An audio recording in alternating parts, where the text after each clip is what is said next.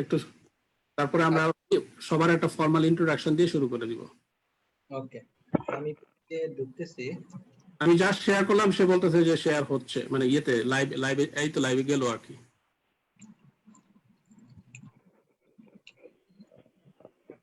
চলে আসছে, happening now. Okay, so thank you all for joining this session on the how to become successful in the graduate school who are doing masters or PhD programs in social sciences and public health. So এই আয়োজনে আমি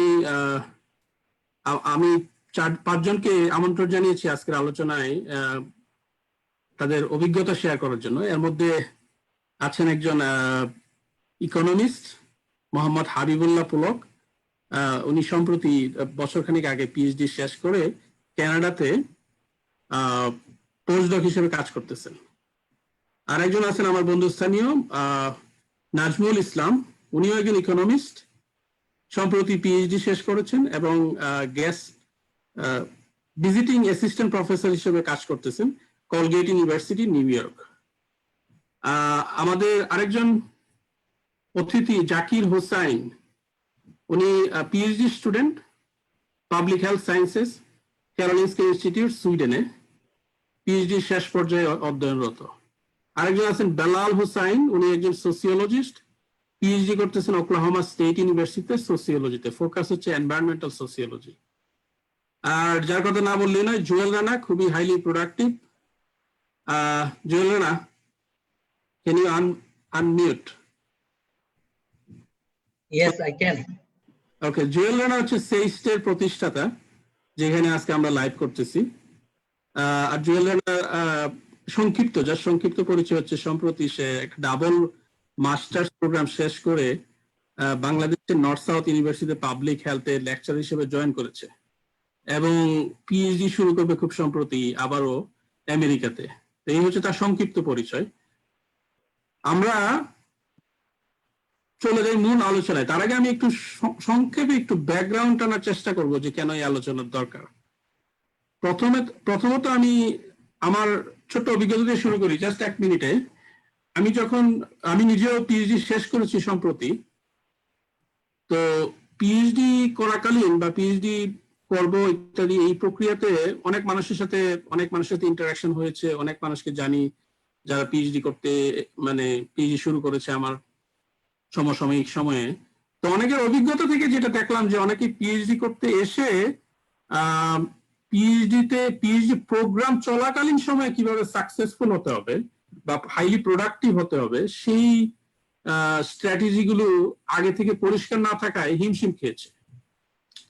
এবং এই পশ্চিমা দেশে আমরা যারা Bangladesh, India বা সাউথ এশিয়া থেকে আসি, পশ্চিমা দেশে পিএইচডি করার সময় এনাফ মেন্টরিং না থাকার কারণে অনেকে গাইডেড পিএইচডি যেটাকে আমরা বলি করতে পারে নাই, যার কারণে আফটার পিএইচডি জব পেতে অনেক কষ্ট হয়েছে, যার কারণে অনেককে আবার স্ব দেশে ফেরত যেতে হয়েছে, যদিও ইনিশিয়ালি তার আগ্রহ ছিল এই ওয়েস্টার্ন এইসব কান্ট্রিতে কাজ করবে এবং এখানে বসবাস করবে।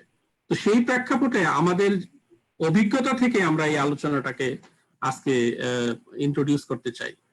তো আমি একটা সহজ প্রশ্নের আগে একটু জানতে চাই বন্ধুদের কাছে, আমাদের লাইভ কি দেখা যাচ্ছে? জুয়েল? আচ্ছা দেখি, আমি ফেসবুকেও আমি শেয়ার দিয়ে দিছি। আচ্ছা,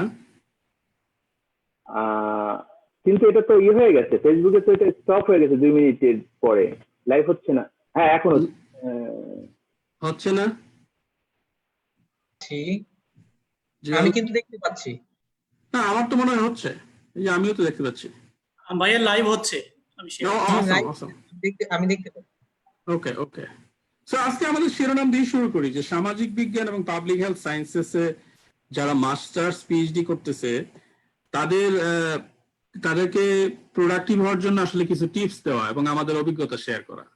তো আলোচনাটাকে একটু স্ট্রাকচার ওয়েতে চালানোর জন্য আমরা 3টা থিমেটিক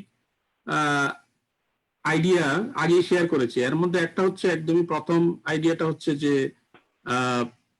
প্রফেশনাল ডিরেকশন, অর্থাৎ এই প্রফেশনাল ডিরেকশন গুলো নিয়ে একটু মানে ক্লারিফিকেশন থাকা উচিত। ডিফাইন করা উচিত অথবা জানা উচিত যে আমি কোন দিকে যাব। দ্বিতীয় থিম বা থিমেটিক এরিয়া যেটা, সেটা হচ্ছে যে এসেনশিয়াল যে সমস্ত স্কিল বা প্রফেশনাল যে সমস্ত স্কিল সেট সেগুলোর উপর কাজ করা। আর থার্ড হচ্ছে যে সফট স্কিল বলি আমরা, কমিউনিকেশন স্কিল, নেটওয়ার্কিং স্কিল, এগুলোর উপরও কাজ করা। তো আলোচনার ফরম্যাটটা ওপেন, এই অর্থে যে এখানে আমরা লিংক দিয়ে দিচ্ছি, জুমের লিংক, যে কেউ ইচ্ছা করলে যে কোনো সময় জয়েন করতে পারবে, প্রশ্ন করতে পারবে।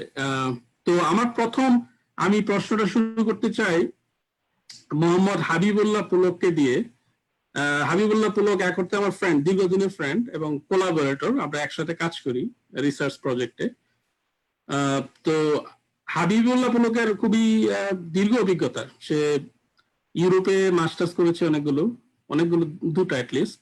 তারপরে অস্ট্রেলিয়াতে পিএইচডি শেষ করে আবার আসছে কানাডাতে, এবং তার ওয়ার্কিং এক্সপিরিয়েন্সও বিচিত্র, যে কারণে তাকে দিয়ে প্রশ্নটা শুরু করা, যে তুমি কিভাবে দেখলা যে তুমি নিজেকে কিভাবে প্রোডাক্টিভ মানে করেছো, আমি বলবো প্রোডাক্টিভ, সো দ্যাট মানে তোমার পিএইচডি শেষ করার পরেই তুমি ধরো পোস্ট ডক পজিশনে চলে গেছো।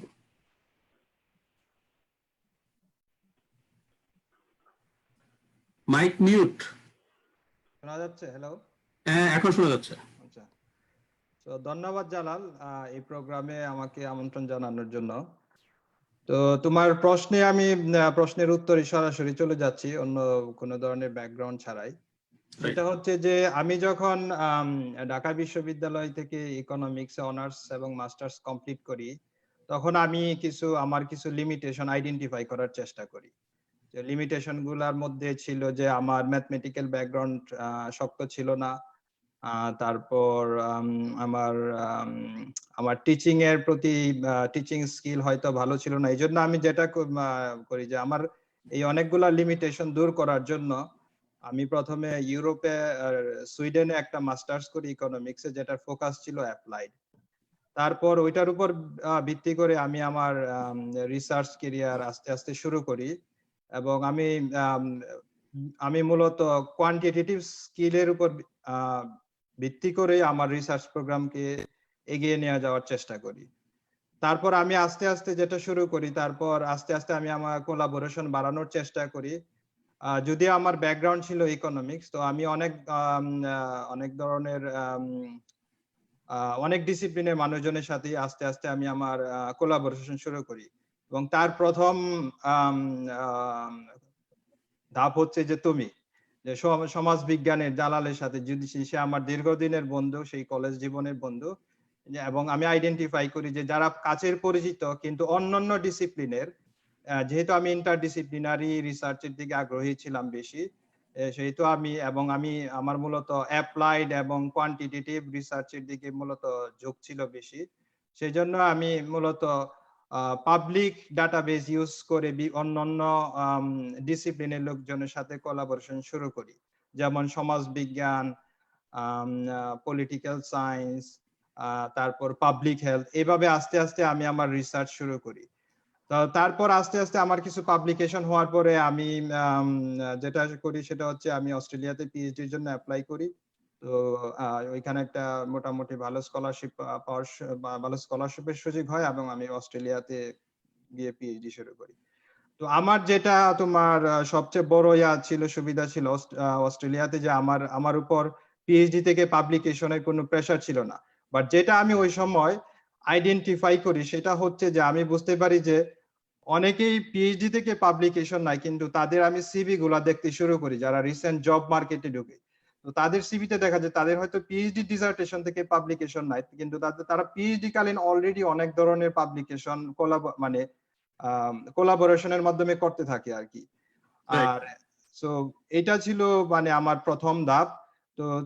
তো আমার এখানে যেটা, আমি আসলে বেশি দীর্ঘ সময় নিব না, তো আমার যেটা এখানে আমি যদি সামারাইজ করি সেটা হচ্ছে যে পিএইচডির আগে থেকে এবং পিএইচডি চলাকালীন আমাদের প্রোডাক্টিভ হওয়ার জন্য আমাদেরকে যেটা করতে হবে সেটা হচ্ছে কোলাবোরেশন বাড়াতে হবে। সেটা শুধু নিজের নিজের ডিসিপ্লিন না এবং অন্যান্য ডিসিপ্লিনের লোকজনের সাথে কোলাবোরেশন করতে হবে। আমি যদিও কোর ইকোনমিক্স এর লোক, কিন্তু আমি অনেক লোকজনের সাথে এখন পর্যন্ত কোলাবোরেশন করছি এবং এটা খুব ডাইভার্স। সো এবং এটা আস্তে আস্তে হয়, এটা যে একবারই হয়ে যাবে তা না। যেমন আমি প্রথমে সমাজ বিজ্ঞান কিংবা সোশ্যাল সায়েন্সের বিভিন্ন ডিসিপ্লিনের লোকজনের সাথে কোলাবোরেশন শুরু করি, আর এখন আমি কাজ করতেছি ক্লিনিশিয়ান, জেরিয়াট্রিশিয়ান, তারপর হেলথ সার্ভিসেস রিসার্চার, এটা আর কি। তো এটা শুরু করতে হবে আস্তে আস্তে, তারপর দেখা যাবে যে আস্তে আস্তে বিভিন্ন দিকে এটা শাখা প্রশাখা ছড়াবে।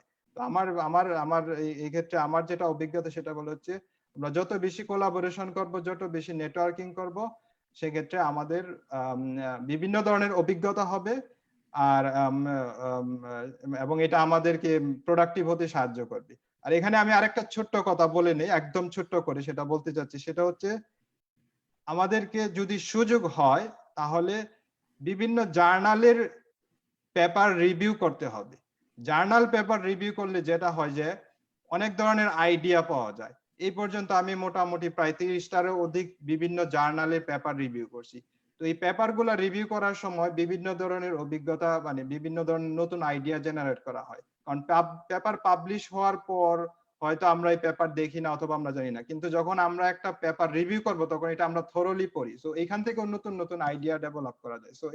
সো আমি বলবো যে পিএইচডি চলাকালীন যদি কারো এই ধরনের সুযোগ আসে, not only for journals but for any kind of report and other stuffs, so I would appreciate this. Thank you, Pulok, for emphasizing collaboration and reviewing, like, research literature. আমি বললাম যে ফরম্যাটটা ওপেন, যদি বাইরের কেউ প্রশ্ন করতে চান, মোস্ট ওয়েলকাম, এনি টাইম। আমি মনে হয় যে আমরা সেকেন্ড থিমটা টাচ করেছে পুলক। আমি ফার্স্ট থিমটাতে দিয়ে শুরু করা উচিত ছিল। এনিওয়ে, ফার্স্ট থিমটা ছিল যে ডিরেকশন, প্রফেশনাল ডিরেকশন। তো আমি একজন তরুণ গবেষক বেলাল, তোমার কাছে যেতে চাই। সবার কাছে আমি কিন্তু আসবো। বেলাল, তোমার কাছে যেতে চাই এই কারণে যে তোমার কেসটা, যেটা আমি পার্সোনালি জানি ইন্টারেস্টিং। আমি একটু সংক্ষেপে বলে নিই বেলালের একটু ব্যাকগ্রাউন্ড, তাহলে আলোচনাটা সুবিধা হবে। বেলাল বাংলাদেশের সোসিওলজি থেকে পাশ করে আসছে এবং বাংলাদেশের যে ট্রেডিশনাল ধারণা যে শুধু প্রথম সারির ছাত্রছাত্রীরাই বিদেশে পড়তে যায়, সেই ট্রেডিশনাল ধারণার বাহিরের একজন লোক। আমি আর বিস্তারিত বললাম না। সে ট্রেডিশনাল যে ক্লাসের যে র্যাঙ্কিং বা, হ্যাঁ পুলক, সো আমি এখানে একটু পুলকও এই ট্রেডিশনাল ভালো ছাত্রের বাইরে, এটা বলে রাখি। হ্যাঁ, আচ্ছা, যাই হোক। তো বেলাল, তোমার কাছে আসতে চাই। তুমি বলো যে তুমি কিভাবে চিন্তা করলা যে, যেহেতু তুমি ট্রেডিশনাল ভালো ছাত্র না, ট্রেডিশনালি বলতেছি, তো তুমি কিভাবে চিন্তা করলা যে আমেরিকায় আসবা, সংক্ষেপে। তারপরে আবার আসতে চাই যে তোমার প্রফেশনাল ডিরেকশন, যে তুমি এর মধ্যে তোমার একজন মেজর মেন্টর চেঞ্জ করেছো, একটা ইউনিভার্সিটি চেঞ্জ করেছো। তো এগুলো প্রেক্ষাপট কি ছিল, একটু সংক্ষেপে যদি বলো। আমার কথা কি শোনা যাচ্ছে? হ্যাঁ, শোনা যাচ্ছে। সো অ্যাকচুয়ালি আপনি তো অলরেডি বলছেন যে আসলে আমার একাডেমিক ব্যাকগ্রাউন্ড অ্যাকচুয়ালি স্ট্রং ছিল না। সো আমি এনভায়রনমেন্টাল গ্রুপগুলোর সাথে এনগেজ ছিলাম। সো ওখান থেকে আমার অ্যাকচুয়ালি একাডেমিক ইন্টারেস্টটা হয় আর কি, ভলান্টারি কাজ করতে গিয়ে। তো এরপর আমি এখানে আসি একজন প্রফেসরের সাথে, মানে বাংলাদেশ থেকেই মানে কমিউনিকেট করছিলাম। সে আমাকে অনেক রিসার্চ প্রপোজাল তৈরি করতে বলছিল কানাডার একটা ইউনিভার্সিটি অ্যাপ্লাই করার জন্য। তো ওইটা করতে গিয়ে আমি রিসার্চের আরো মানে বিস্তারিত জানতে পারছি, বাট মেথডস এগুলো কিছু জানতাম না, স্ট্যাটিস্টিক। তো বাট ওইটা রাইটিং স্যাম্পল হিসেবে আমি অ্যাডমিশনের জন্য ইয়ে করি। তো এটা খুবই কাজে দিছে আর কি। মাত্র 3-4 পেজের একটা প্রপোজাল লিখছিলাম, but I work on that মানে ফর অ্যাবাউট 6 months। হ্যাঁ, সো ওইটা it work really well for getting an admission. তো এরপরে আর কি আমি এখানে আসার পরে এগুলো এক্সপ্লোর করি যে আর কি মানে কেরিয়ার যে অপরচুনিটিস গুলো আছে। তো আমি এখনো মনে করি যেটা স্টিল যে সোশ্যাল সায়েন্স বা আমাদের ডিসিপ্লিন গুলোতে কিন্তু ইন্ডাস্ট্রিয়াল কোনো জব ওইভাবে, বিশেষ করে ইন্টারন্যাশনাল স্টুডেন্টদের জন্য অনেকগুলো ইমিগ্রেশনের ইস্যুস আছে। তো অনলি ওয়ে বলতে টু দ্য গ্রেট এক্সটেন্ট, হ্যাঁ, যে একাডেমিক ওয়েটাই আমাদের জন্য সবচেয়ে বেশি ফিট করে। তাছাড়া আমার ইন্টারেস্টটাও একাডেমিক আর কি। So there are other jobs like NGOs, other thing, কিন্তু ওগুলো মোস্টলি অ্যাপ্লাই করে যারা আমেরিকান, তাদের জন্য ইজি ওগুলো আর কি। আমাদের তো ইমিগ্রেশন ইস্যুস আছে, যদি আমরা if we want to like settle down in America or other western countries, তো আমার কাছে মনে হয় লার্জলি একাডেমিক ওয়েটা হচ্ছে it gives us the opportunity. তো তখন আমি আর কি চেষ্টা করি যে মানে এই একাডেমিক ট্র্যাকটা ইয়ে করার। তো প্রথম দিকে আমি যেটা মানে সবচেয়ে বেশি ইম্পর্টেন্ট এমফাসাইজ করবো আর কি আজকে, সেটা হলো যে আমেরিকার যে একাডেমিক সিস্টেম, এখানে আমরা জানি যে প্রত্যেকটা কোর্সে এক একটা টার্ম পেপার লিখতে হয়। হ্যাঁ, কেউ প্রপোজাল আকারে লিখে, বা কেউ হচ্ছে দেখা যাচ্ছে লিটারেচার রিভিউ পার্টটা লিখে, অথবা কেউ অ্যাকচুয়াল রিসার্চ করে। হ্যাঁ, তো আমি প্রথমেই যে কাজটা করি এসে, যেটা হলো আমি পুরো মাস্টার্সের যতগুলো কোর্স নিছি সবগুলোর জন্যই আমি একটাই পেপার লিখছি, মানে সেন্ট্রাল থিম ওয়াজ ওয়ান। হ্যাঁ, যেটা আমি আলটিমেটলি মাস্টার্স থিসিস ছিল আর কি। হ্যাঁ, তো কারণ সোশিওলজিক্যাল পেপারে হচ্ছে অনেকগুলো জিনিস খুব ভালোভাবে ইনক্লুড করতে হয়। এটার মধ্যে একটা হার্ড পার্ট হচ্ছে থিওরি, এবং ওই থিওরি থেকে হাইপোথিসিস ডেরাইভ করা, মানে which is the most difficult part. আর ওখানেই হচ্ছে একাডেমিক ক্যালিভারের অনেকটা ইয়ে হয়ে যায়। এরপর ডাটা অ্যানালাইসিস, এগুলো তো টেকনিক্যাল স্টাফ, ওগুলো নিজে না পারলে আরেকজনকে দিয়ে পারানো যায়, প্রফেসরও করে দেয়। তো রিসার্চ কোয়েশ্চেনটা ডেভেলপ করা ওই থিওরি থেকে, এটা সোশিওলজিক্যাল রিসার্চে আর কি খুব ডিফিকাল্ট পার্ট। তো আমি যদি লাইক টার্ম পেপার যদি অনেকগুলো করি, অনেকগুলো ডিফারেন্ট প্রজেক্টে, তাহলে দেখা যাচ্ছে যে আমার একটু ইন্টারাপ্ট করি বেলাল, আমার মনে হয় তোমার কাছে আমার প্রশ্নটা একটু ক্লিয়ার করি। প্রশ্নটা হচ্ছে যে তুমি শুরু করলা একটা কোয়ালিটি, তুমি কিন্তু মাস্টার শেষ করে পিএইচডি শুরু করছিলা, রাইট, টেনেসিতে? হ্যাঁ হ্যাঁ, আমি মোর আগ্রহী, তোমার বর্তমান আলোচনাও ইম্পর্টেন্ট, বাট আমাদের টাইমের লিমিটেশনের কারণে তোমার কাছে জানতে চাচ্ছি যে তুমি কিভাবে একটা ট্র্যাক থেকে আরেকটা ট্র্যাকে, কোয়ালিটেটিভ থেকে কোয়ান্টিটেটিভের যে ট্রানজিশন অথবা পরিবর্তন করা, প্রফেসর পরিবর্তন করার জন্য ব্যাকগ্রাউন্ডে কি কাজ করতেছিল তোমার? ও আচ্ছা, না আমি অ্যাকচুয়ালি কোয়ালিটেটিভ ব্যাকগ্রাউন্ড ছিল না, আমার কোনো ব্যাকগ্রাউন্ড ছিল না বেসিক্যালি। তো আমি মাস্টার্স করছি, এটা আমার মানে কোয়ান্টিটেটিভ রিসার্চ। কিন্তু আমি পিএইচডি শুরু করার পরে আমার যে হচ্ছে ইউনিভার্সিটি অফ টেনেসি, ওখানে মানে প্রফেসর গুলো 4 জন প্রফেসর ছিল, 4 জনই দেখা যাচ্ছে যে কোয়ালিটেটিভ লাইনের আর কি পিপল। সো এর মধ্যে একজন ছিল যে খুবই মানে দুই ধরনের রিসার্চই বুঝতো আর কি। তো আমি তার আন্ডারে কাজ করা শুরু করছিলাম, তো সে হঠাৎ মারা যায় আর কি। তো এরপরে আমি ডিসিশন নেই যে আমি সেখানে থাকবো না, কারণ হচ্ছে কোয়ালিটেটিভ রিসার্চ এটা হচ্ছে যেহেতু আমার এটা জানা নাই, প্লাস হচ্ছে আমি মনে করি এটা ইট টেকস টু মাচ টাইম। হ্যাঁ, ডাটা কালেকশন, ইন্টারভিউ নেওয়া, ফোকাস গ্রুপ ডিসকাশন, ট্রান্সক্রিপশন, এগুলো আসলে অনেক বড় কাজ। তো ইউএস একাডেমিতে আর কি জব মার্কেটের ডিমান্ড, এটা ফুলফিল করতে গেলে অ্যাকচুয়ালি অর্থাৎ যে পাবলিকেশন, এটা করা যায় না।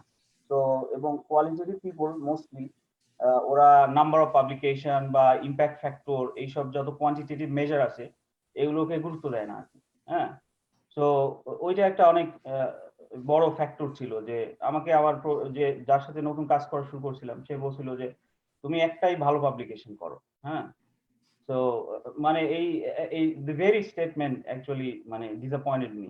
তো আমি ডিসিশন নেই যে এখানে আমি থাকবো না। তো এরপরে আমি ট্রানজিশনটা করি আর কি।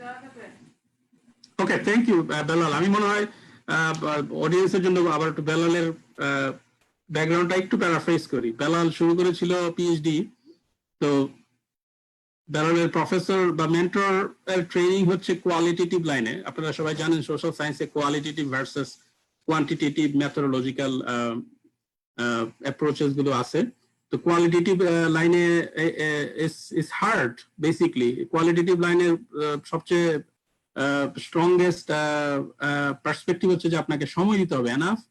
You have to collect your own data, তারপর ডেটা থেকে আপনার রিসার্চ করতে হবে। প্লাস হচ্ছে ওই পাবলিকেশন প্রসেসে from qualitative data publishing tax a lot of time, plus quantity of publication অনেক সময় সম্ভব হয় না।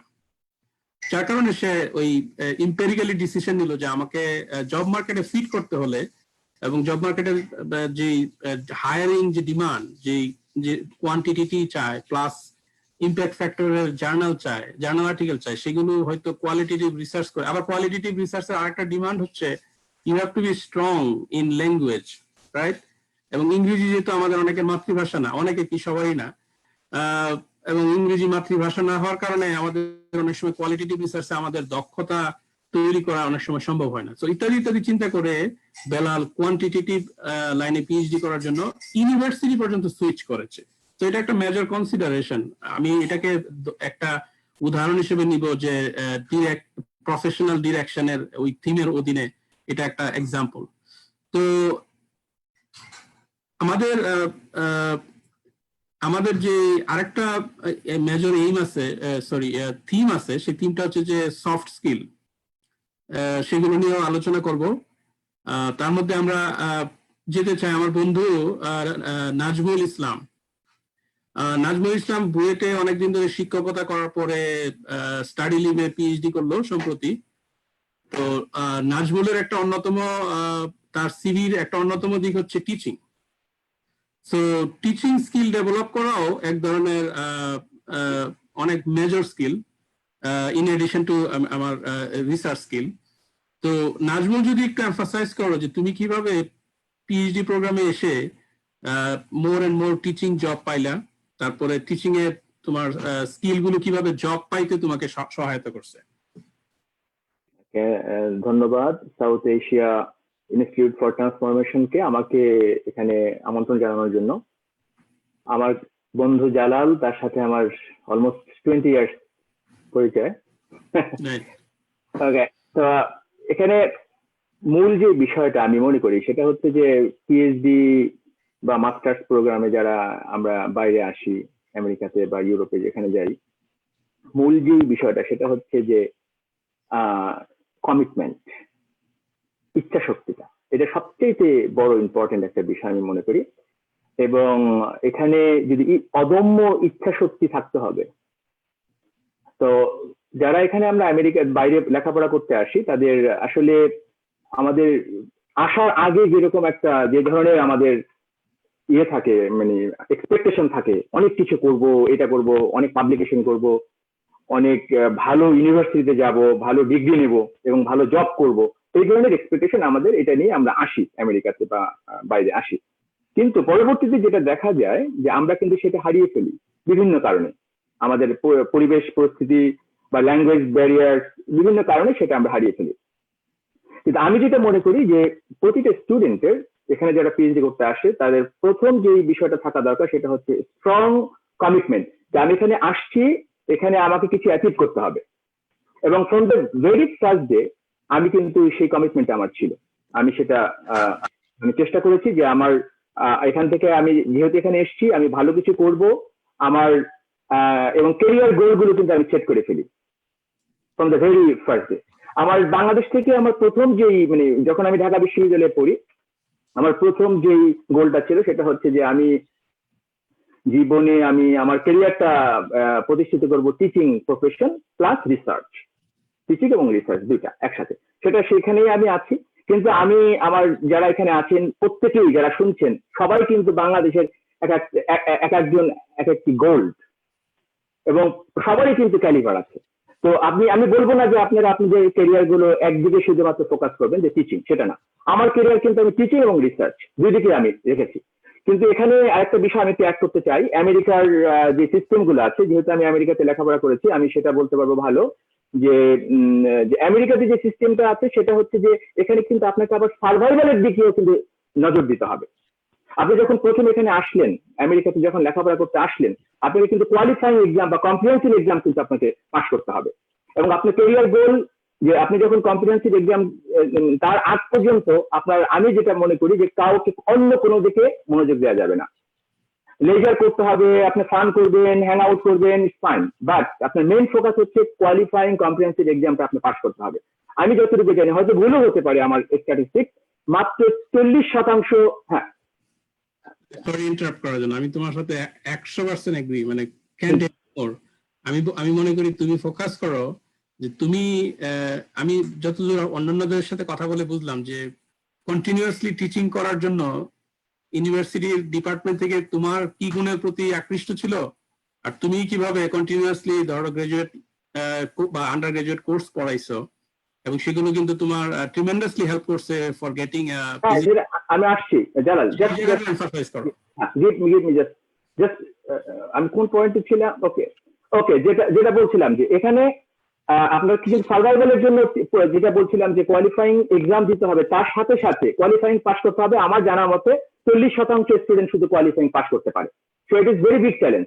তার সাথে সাথে ক্যারিয়ার গোলটা ঠিক করতে হবে। ক্যারিয়ার গোলটা কি? এখানে আমেরিকাতে কিন্তু অনেক হাজার হাজার ইউনিভার্সিটি আছে। তো এখানে যদি যারা এখানে আমেরিকাতে থাকতে চায় বা ক্যারিয়ার এস্টাবলিশ করতে চায় অথবা বাংলাদেশে বা ব্যাক করতে চায়, তাদের কিন্তু এই টিচিং স্কিলটাও কিন্তু সাথে সাথে লাগবে, teaching as well as research. তো রিসার্চের জন্য যেটা হয় আমেরিকাতে আমাদের কিন্তু 2 থেকে 2.5 বছর শুধুমাত্র কোর্স ওয়ার্ক করা লাগে। তো কোর্স ওয়ার্ক করলে অনেকে কোর্স ওয়ার্কে কিন্তু ভালো সময় দেন না। যদি কোর্স ওয়ার্কে ভালো সময় না দেয় তাহলে কিন্তু সেটা টিচিং এ কিন্তু ইফেক্ট করবে। তো টিচিং সেজন্য কোর্স ওয়ার্কে ভালো করতে হবে। যেমন আমার কিন্তু ভালো, আমার ব্যাকগ্রাউন্ড, আমি যে টিচিং এখন আছি, আমি কিন্তু one of the best university visiting assistant professor হিসেবে মানে আমি চাকরি পেয়েছি। সেটা হচ্ছে লিবারেল আর্টস কলেজের মধ্যে 16তম র্যাঙ্কিং আছে। তার কারণটা কি? কারণ হচ্ছে আমার টিচিং ইয়েটা কিন্তু ছিল এক্সট্রাঅর্ডিনারি। আমি যতগুলো কোর্স করেছি এবং এখানে আমি অ্যাপ্লাইড ইকোনমিক্স ক্লাস নিচ্ছি, আমি ম্যাক্রো ইকোনমিক্স ক্লাস এবং একটা অ্যাপ্লাইড ইকোনমিক্স পড়াচ্ছি। তো সেখানে কিন্তু আমি গ্রাজুয়েট স্কুলের ইকোনমিক্স আমার ছিল না, আমি কিন্তু পেয়েছিলাম। তো এই জন্য যে টিচিং এর এটা কিন্তু অবহেলা করা যাবে না, তার সাথে সাথে রিসার্চও লাগবে বা রিসার্চ এন্ড টিচিং এবং কোর্স ওয়ার্কেও কিন্তু এমফাসিস করতে হবে। অনেকে মনে করে যে না পিএইচডি জিপিএ তে কোনো সমস্যা নাই, জিপিএ না পাইলেও কোনো সমস্যা নাই, এটা জাস্ট না, এটা আমি মনে করি যে এটা ঠিক না। কারণ জিপিএ যদি আপনি ভালো না পান তাহলে আপনি টিচিং কোয়ালিফিকেশন আপনার ইমপ্রুভ করবে না। এবং টিচিং কোয়ালিফিকেশন এর জন্য শুধুমাত্র আপনার ইন্টারপার্সোনাল স্কিল, সফট স্কিল যেগুলো বললো এগুলো খুবই ইম্পর্টেন্ট। এবং যারা আমি জানি না, তুমি যদি আমাকে আরেকটু সময় দাও তাহলে আমি আরেকটা কথা বলি। যেমন আমি কিন্তু অনেকগুলো আমার স্কিলের জন্য, কমিউনিকেশন স্কিলের জন্য আমার অনেকগুলো অনেক অন্যান্য কাজের সাথে আমি জড়িত ছিলাম। যেমন আমি পোস্ট মাস্টার্স ইন্টারন্যাশনাল, এটা ইন্টারন্যাশনাল একটা ক্লাব, ল্যাঙ্গুয়েজ ক্লাব, সেখানে কিন্তু আমি 10টা স্পিচ দিয়েছি এবং আমি কিন্তু I have been awarded the best speaker 2 Times যে এখানে, এবং এডুকেশন অ্যাওয়ার্ড আমি পেয়েছি সেখান থেকে। তারপরে আমি ইউনিসেফের সাথে জড়িত ছিলাম, ইউনিসেফের ডিস্টিংগুইশড মেম্বার ছিলাম। তারপরে আমি আমাদের এখানে এফআইইউতে আমার গ্রাজুয়েট স্কুলে আমি আরেকটা ল্যাঙ্গুয়েজ ক্লাবের প্রেসিডেন্ট ছিলাম, যেটা হচ্ছে আমাদের মেডিটেশন ক্লাব যেটা আছে এফআইইউতে, সেখানকার আমি প্রেসিডেন্ট ছিলাম। তার মানে আমার ইন্টারপার্সোনাল যে স্কিলগুলো আছে, সফট স্কিলগুলো আছে, সেগুলো আমি ইমপ্রুভ করার চেষ্টা করেছি। অ্যাজ ওয়েল অ্যাজ আমার যে হার্ড স্কিল যেগুলো আছে, যেমন কোডিং এর ব্যাপার ইয়েগুলো আছে, যে সফটওয়্যার গুলো স্ট্যাটা, তারপরে হচ্ছে পাইথন, তারপরে আবার আর এগুলো নিয়েও কিন্তু আমি কাজ করেছি। আমার একটা পেপার পাবলিকেশন হয়েছে, আমি যেটা খুব বেশি মোটামুটি আমার যেটা পুলক যেটা বলতেছিল বা আর কে বেলালো বোধহয় না, পুলক বোধহয় মেনশন করেছে, সেটা হচ্ছে যে ডিজার্টেশনে যে পাবলিকেশন করতে হবে নট নেসেসারি। যে আমি কিন্তু আমার যেমন একটা পেপার আমার পাবলিশ হয়েছে, এটা খুব কোয়ালিফাইড আমি সেটা বলবো না, কিন্তু এটা কিন্তু আমার একটা জাস্ট সাম পেপার ছিল, কিন্তু সেটা আমি পাবলিকেশন। কিন্তু আমরা এখানে পাবলিকেশনের সময় দিতে পারি না আমেরিকাতে at the very beginning, specially in economics আমাদের এতই ইস্যু করা লাগে, এট দ্য বিগিনিং আমরা পাবলিকেশনের সময় দিতে পারি না। কিন্তু আমরা যে রিসার্চে কিন্তু আমাদের ফোকাস আছে, রিসার্চ করছি অ্যাজ ওয়েল অ্যাজ টিচিং এও কিন্তু আমরা সময় দিচ্ছি। এই জন্যই কিন্তু ভালো ইউনিভার্সিটিতে আমার জব হয়েছে, visiting assistant professor, but is a very good school, I am proud of that. তো যাই হোক, এটাই মোটামুটি একটা মূল কথাটা হলো আমার প্রথম থেকে আমার শুরু করতে হবে, আমার ক্যারিয়ার গোল ঠিক করতে হবে। এখানে অনেক হাজার হাজার ইউনিভার্সিটি আছে, শুধু রিসার্চে যদি আমরা থাকি, আমি একদম frankly speaking, it's very difficult যে রিসার্চে আমি টপ জার্নালে পাবলিশ করে ফেলবো আমার পিএইচডি লাইফে, ইটস ভেরি ডিফিকাল্ট।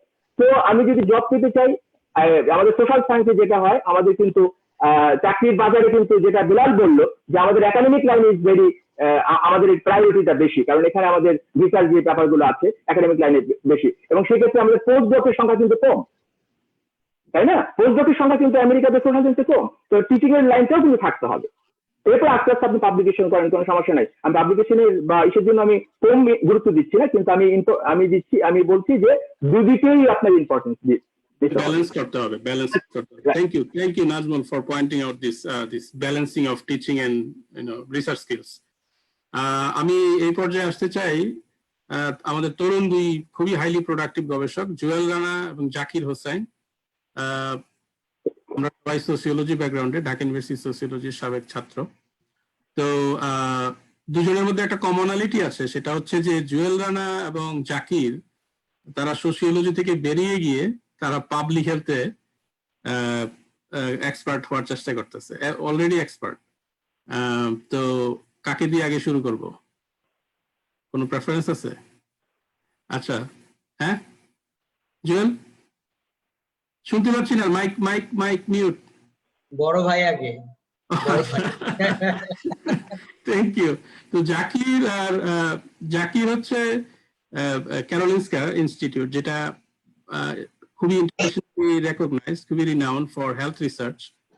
তো সে হচ্ছে সোশিওলজির ব্যাকগ্রাউন্ড থেকে গিয়ে পাবলিক হেলথে পিএইচডি করে খুব ভালোভাবে পিএইচডি করতেছে। এটার একটা বড় ইন্ডিকেটর হচ্ছে যে ভালোভাবে কেউ পিএইচডি করতেছে যে তার ফ্রিকুয়েন্টলি পাবলিকেশন আসতেছে কিনা, এটাও দেখার বিষয়। এবং আমি একটু বলে রাখি এই ফাঁকে যে আমাদের এই সোশ্যাল সায়েন্সের সাথে কম্পেয়ার করলে পাবলিক হেলথ একটু ফাস্টার in terms of professional growth, in terms of activity and quantity. যে কোনো ইন্ডিকেটরেই পাবলিক হেলথ একটু ফাস্টার ডিসিপ্লিন, তারা দ্রুত পাবলিশ করতে চায়, কোয়ান্টিটি বাড়াতে চায়। তো সেখানে আবার অনেক সময় নন কোয়ান্টিটেটিভ ব্যাকগ্রাউন্ড থেকে একজনকে এসে ওখানে কাজ করার জন্য প্রচন্ড পরিমাণে হিমশিম খেতে হয়। তো ইত্যাদি অনেক চ্যালেঞ্জ আছে, তারপরেও অনেকে সাকসেসফুল হয়। তার মধ্যে একজন হচ্ছে জাকির।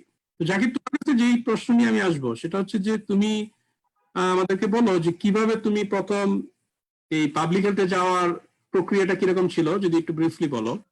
আর হচ্ছে যে তুমি কি মনে করো যে তোমার ব্যাকগ্রাউন্ড থেকে পাবলিক হেলথে কাজ করার জন্য আমাদের যারা সোশ্যাল সায়েন্সের ব্যাকগ্রাউন্ড, সোসিওলজি বা অন্যান্য ব্যাকগ্রাউন্ড বা ইকোনমিক্স, তারা এসে কিভাবে কোপ করে, আবার মাল্টিটাস্কিং করা ইত্যাদি ইত্যাদি ব্যাপারে তোমার অভিজ্ঞতা।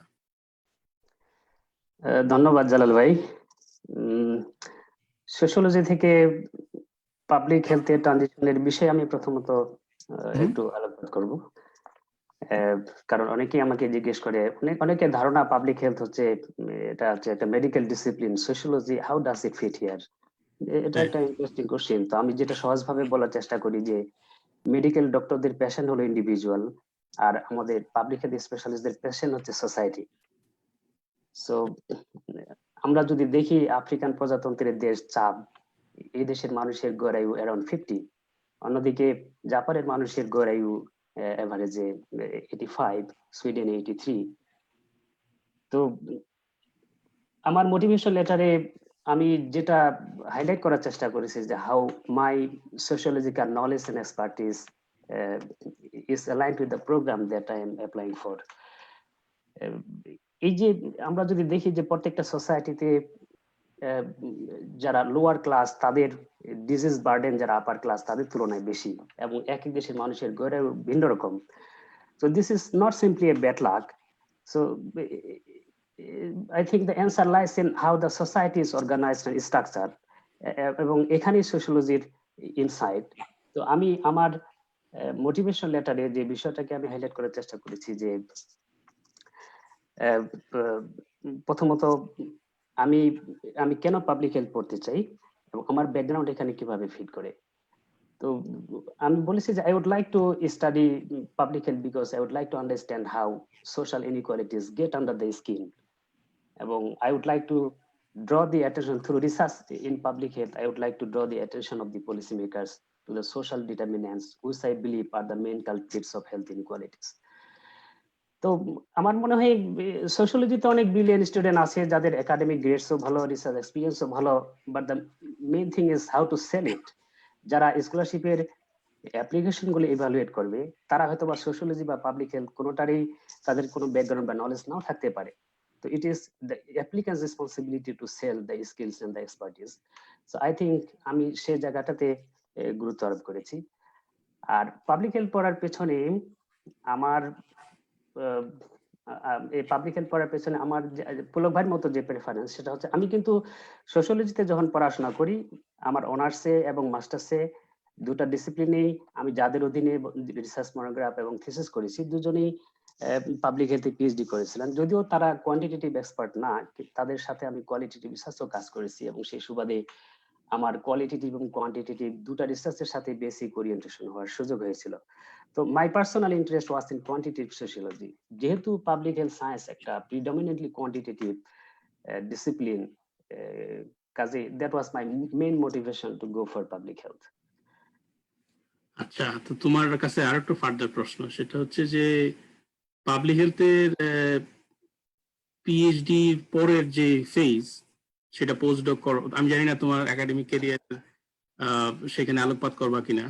তো সেখানে যদি মানে তুমি যদি ইউ আর থিঙ্কিং অ্যাহেড তুমি কোথায় যাবা আফটার পিএইচডি, তো তুমি সেই জন্য প্রিপেয়ারনেস এর অংশ হিসেবে তুমি কি সাজেস্ট করো যারা পিএইচডি প্রোগ্রাম এই তোমার মতো শুরু করতে চায়, সোসিওলজি থেকে পাবলিক হেলথে যে পিএইচডি শুরু করতে চায়, তাদের জন্য তোমার কি পরামর্শ থাকবে? হ্যাঁ, সেটা একটা গুড কোশ্চেন, এবং যেহেতু আমি পিএইচডি শেষ পর্যায়ে, আমার মনে হয় আমার অভিজ্ঞতার আলোকে আমি কিছু বিষয় শেয়ার করতে পারি, স্পেশালি পিএইচডির যে কোর স্কিল, যে রিসার্চ স্কিল, সেটা কিভাবে ডেভেলপ করা যায়, and how to be productive in public health. So আমার মনে হয় যে একটা পিএইচডি স্টুডেন্ট যখন পিএইচডি ক্যারিয়ার শুরু করবে, তখন রিসার্চ স্কিল এর ফাউন্ডেশনটা আগে স্ট্রং করা উচিত, এবং এই ফাউন্ডেশনের 3টা পিলার কে গুরুত্ব দিতে হবে। একটা হচ্ছে থিওরি, একটা হচ্ছে মেথডস, আর অন্যটা হচ্ছে স্ট্যাটিস্টিক্স। থিওরি বলতে আমি বোঝাতে চাচ্ছি theoretical knowledge in the field. আমরা সাধারণত পিএইচডি করি খুবই লিমিটেড একটা এরিয়াতে। তো একটা পিএইচডি স্টুডেন্টের প্রথম কাজ হচ্ছে not only to understand his own project, but also to have a general understanding of the broader field. যদি আমি না জানি what has already been done, how can I contribute new knowledge to the science? আমাকে বাউন্ডারিটা বুঝতে হবে। আর দ্বিতীয় বিষয়টা হচ্ছে মেথডস এবং স্ট্যাটিস্টিক্স।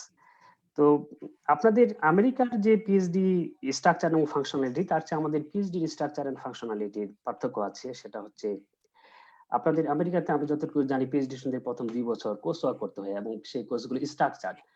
আমাদের ইউরোপে সাধারণত একটা স্টুডেন্ট যখন পিএইচডি প্রোগ্রামে জয়েন করার আগে ধরে নেওয়া হয় he is well equipped to do research, কাজেই প্রোগ্রামে এন্টার করার পরে রিসার্চে ইনভলভ হতে হয়। এবং এখানে আপনাদের কোর্সগুলো যেমন ইম্পোজড, এখানে আমাদের পাবলিক হেলথ পিএইচডি এর এটা অ্যাডভান্টেজ না ডিসঅ্যাডভান্টেজ সেটা আমি জানি না, তবে এখানে within the PhD the student has a great deal of flexibility to choose the courses. So আমাদের অনেকগুলো ডক্টরাল কোর্স অফার করা হয়, সেখান থেকে the student has to choose which courses are relevant to the project. তো continue করো। Yes, তো যেটা এই যে ফাউন্ডেশনগুলো স্ট্রেংথেন আমি কিভাবে করব? এই ফাউন্ডেশনগুলো স্ট্রেংথেন করতে হবে রেলিভেন্ট কোর্স ওয়ার্ক থেকে, আর যেটা করতে হবে সায়েন্টিফিক লিটারেচার থেকে। তো আমার সাজেশন হচ্ছে যে কোনো একটা পিএইচডি স্টুডেন্ট প্রথম পেপারটা যদি সিস্টেমেটিক রিভিউ বা মেটা অ্যানালিসিস করতে পারে, that will be very fantastic. আর তারপরে বাকি যে রিসার্চ স্কিলগুলো, যেমন একটা রিসার্চের হোল প্রসেসটা বোঝা, স্টাডি ডিজাইন থেকে শুরু করে hypothesis formulation, data acquisition, data cleaning, data management, data analysis, তারপরে interpretation of the findings, defending the conclusions, dissemination of the findings, it's a very long process. তো এই প্রসেসগুলো, এই টেকনিক্যাল এক্সপার্টিস গুলো অর্জন করতে হলে আমি যে 3টা ফাউন্ডেশনের কথা বললাম, সেই 3টা ফাউন্ডেশন স্ট্রং হলে আমার মনে হয়, আর বাকি কিছু স্ট্র্যাটেজি আছে যেগুলো সময় থাকলে আমি এখনো বলতে পারি, পরবর্তীতেও বলতে পারি। আসতেছি মনে হয় তোমার প্রসঙ্গে জাকি পুলক কিছু বলতে চাচ্ছিল। আচ্ছা, এইখানে আসলে যেহেতু জাকির পিএইচডির কোর্স ওয়ার্কের ব্যাপারে কিছু মানে এখানে আলোকপাত করলো আর কি, আমি মনে করি যে যারা মানে আমেরিকাতে না করে ইউরোপ কিংবা অস্ট্রেলিয়া কিংবা নিউজিল্যান্ড কিংবা ইভেন চাইনাও আমি বলবো সেক্ষেত্রে, কারণ এখন চাইনাতে অনেকে পিএইচডি করতেছে, which is also a very good destination for PhD research because this China is advancing in science and technology. So এখানে যেটা হচ্ছে যে ওইসব মানে except the North American countries, ওইসব দেশগুলোতে যেটা হয় তোমার পিএইচডির কোর্স ওয়ার্ক গুলো হবে হচ্ছে মেইনলি রিসার্চ ফোকাসড, যে তুমি তোমার পিএইচডির যে প্রপোজাল প্লাস পিএইচডি তে যে ধরনের রিসার্চ করতেছো তার সাথে রিলেভেন্ট কোর্স ওয়ার্ক মোস্টলি আর কি। তো যেমন আমি একটা উদাহরণ দিতে পারি, যেহেতু আমার অলরেডি পিএইচডি শুরু করার আগে 2টা মাস্টার্স বাইরে থেকে করা ছিল, সেজন্য আমার অস্ট্রেলিয়াতে আমার পিএইচডি কালীন কোনো কোর্স করতে হয় নাই।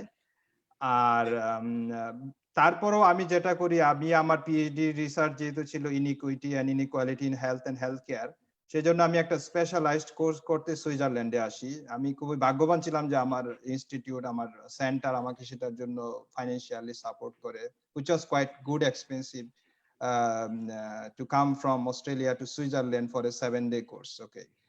সো এই ক্ষেত্রে আমি যেটা বলতে চাই সেটা হচ্ছে যে অস্ট্রেলিয়া কিংবা বিভিন্ন যারা রিসার্চ ফোকাস পিএইচডি করে তারা অনেক সময় শুধু রিসার্চই করে কিন্তু কোর্স ওয়ার্ক করে না। তো সেক্ষেত্রে আমার যেটা মানে ইয়া থাকবে, যারা বাংলাদেশ থেকে হয়তো একটা মাস্টার্স করে অস্ট্রেলিয়া কিংবা ইউরোপে পিএইচডি সুযোগ পায় because of there very good academic achievements, তো সেক্ষেত্রে যেটা করতে হবে তাদেরকে অবশ্যই কিছু না কিছু বেসিক কোর্স করতে হবে। Otherwise, it will not improve, it will not create a background for your research, and also it will not help you in future teaching jobs. যেটা নাজমুল বলল, আমি হয়তো আমার টিচিং এ আসলে এই ধরনের অভিজ্ঞতা নাই, যেটা আমি বলছি তুমি যদি পিএইচডি কালীন কোনো গুরুত্ব দিয়ে কোর্স ওয়ার্ক না করতে পারো, অ্যাটলিস্ট 3-4টা কোর্স ওয়ার্ক না করো, তাহলে তো তুমি তো ওই ফিল্ডের বেসিক জিনিসগুলো জানতে পারবা না। তোমাকে এই ফিল্ডের বেসিক জিনিস। পুলক ভাই, আমি আপনার সাথে এগ্রি করি। আমার মনে হয় এই জন্যই আমি পার্সোনালি যেটা করেছি, আমার পাবলিক হেলথে পিএইচডি করার আগে আমি যেটা ফিল করেছি যে I need to have a solid foundation in the field. So that's why আমি প্রথমে একটা মাস্টার্স করেছি। এই মাস্টার্সটা করলে পিএইচডির জন্য কিন্তু আপনাকে you are more or less well prepared. তারপর আপনি যখন একটা পিএইচডি প্রজেক্ট করবেন, সেখানে আপনার পিএইচডির প্রজেক্টের হাইপোথিসিস এবং পিএইচডি প্রজেক্টের কোশ্চেনের আলোকে আপনার কোর্স আপনাকে করতে হবে। সেগুলো you have to have the capacity to identify the need, which courses do you need, and it has to be done in consultation with the supervisor. Of course, supervisor আপনাকে permission না দিলে আপনি করতে পারবেন না, তো সুপারভাইজারের পরামর্শ করবেন সেই কোর্সগুলো করতে হয়। আমার মনে হয় নাজমুল তোমার কাছে আসতেছি, আমার মনে হয় এই প্রশ্নটা হচ্ছে structural dimension of educational arrangement. Different countryতে different structural arrangement হয়, এবং এই যে ডিজাইন গুলো, প্রোগ্রাম ডিজাইন ডিফারেন্ট। তো সেই আলোচনা আসলে ওই যে যেটা বললাম, যেখানে পিএইচডি কোর্স ওয়ার্ক রিকোয়ার্ড না, পিএইচডি তে কোর্স ওয়ার্ক রিকোয়ার্ড না, সেখানে আমার চেষ্টা থাকলেও অনেক সময় কোর্স ওয়ার্ক নেওয়াটা মনে হয় না সহজ হবে, যেটা জাকির একটু মানে আমার ধারণা দিচ্ছিল। আমি জুয়েলের কাছে একটু শুনে আসতে চাই, নাকি নাজমুল তোমার প্রশ্নটা খুব রেলেভেন্ট এখন? ছোট করে, হ্যাঁ রেলেভেন্ট, ছোট করে একটু বলি।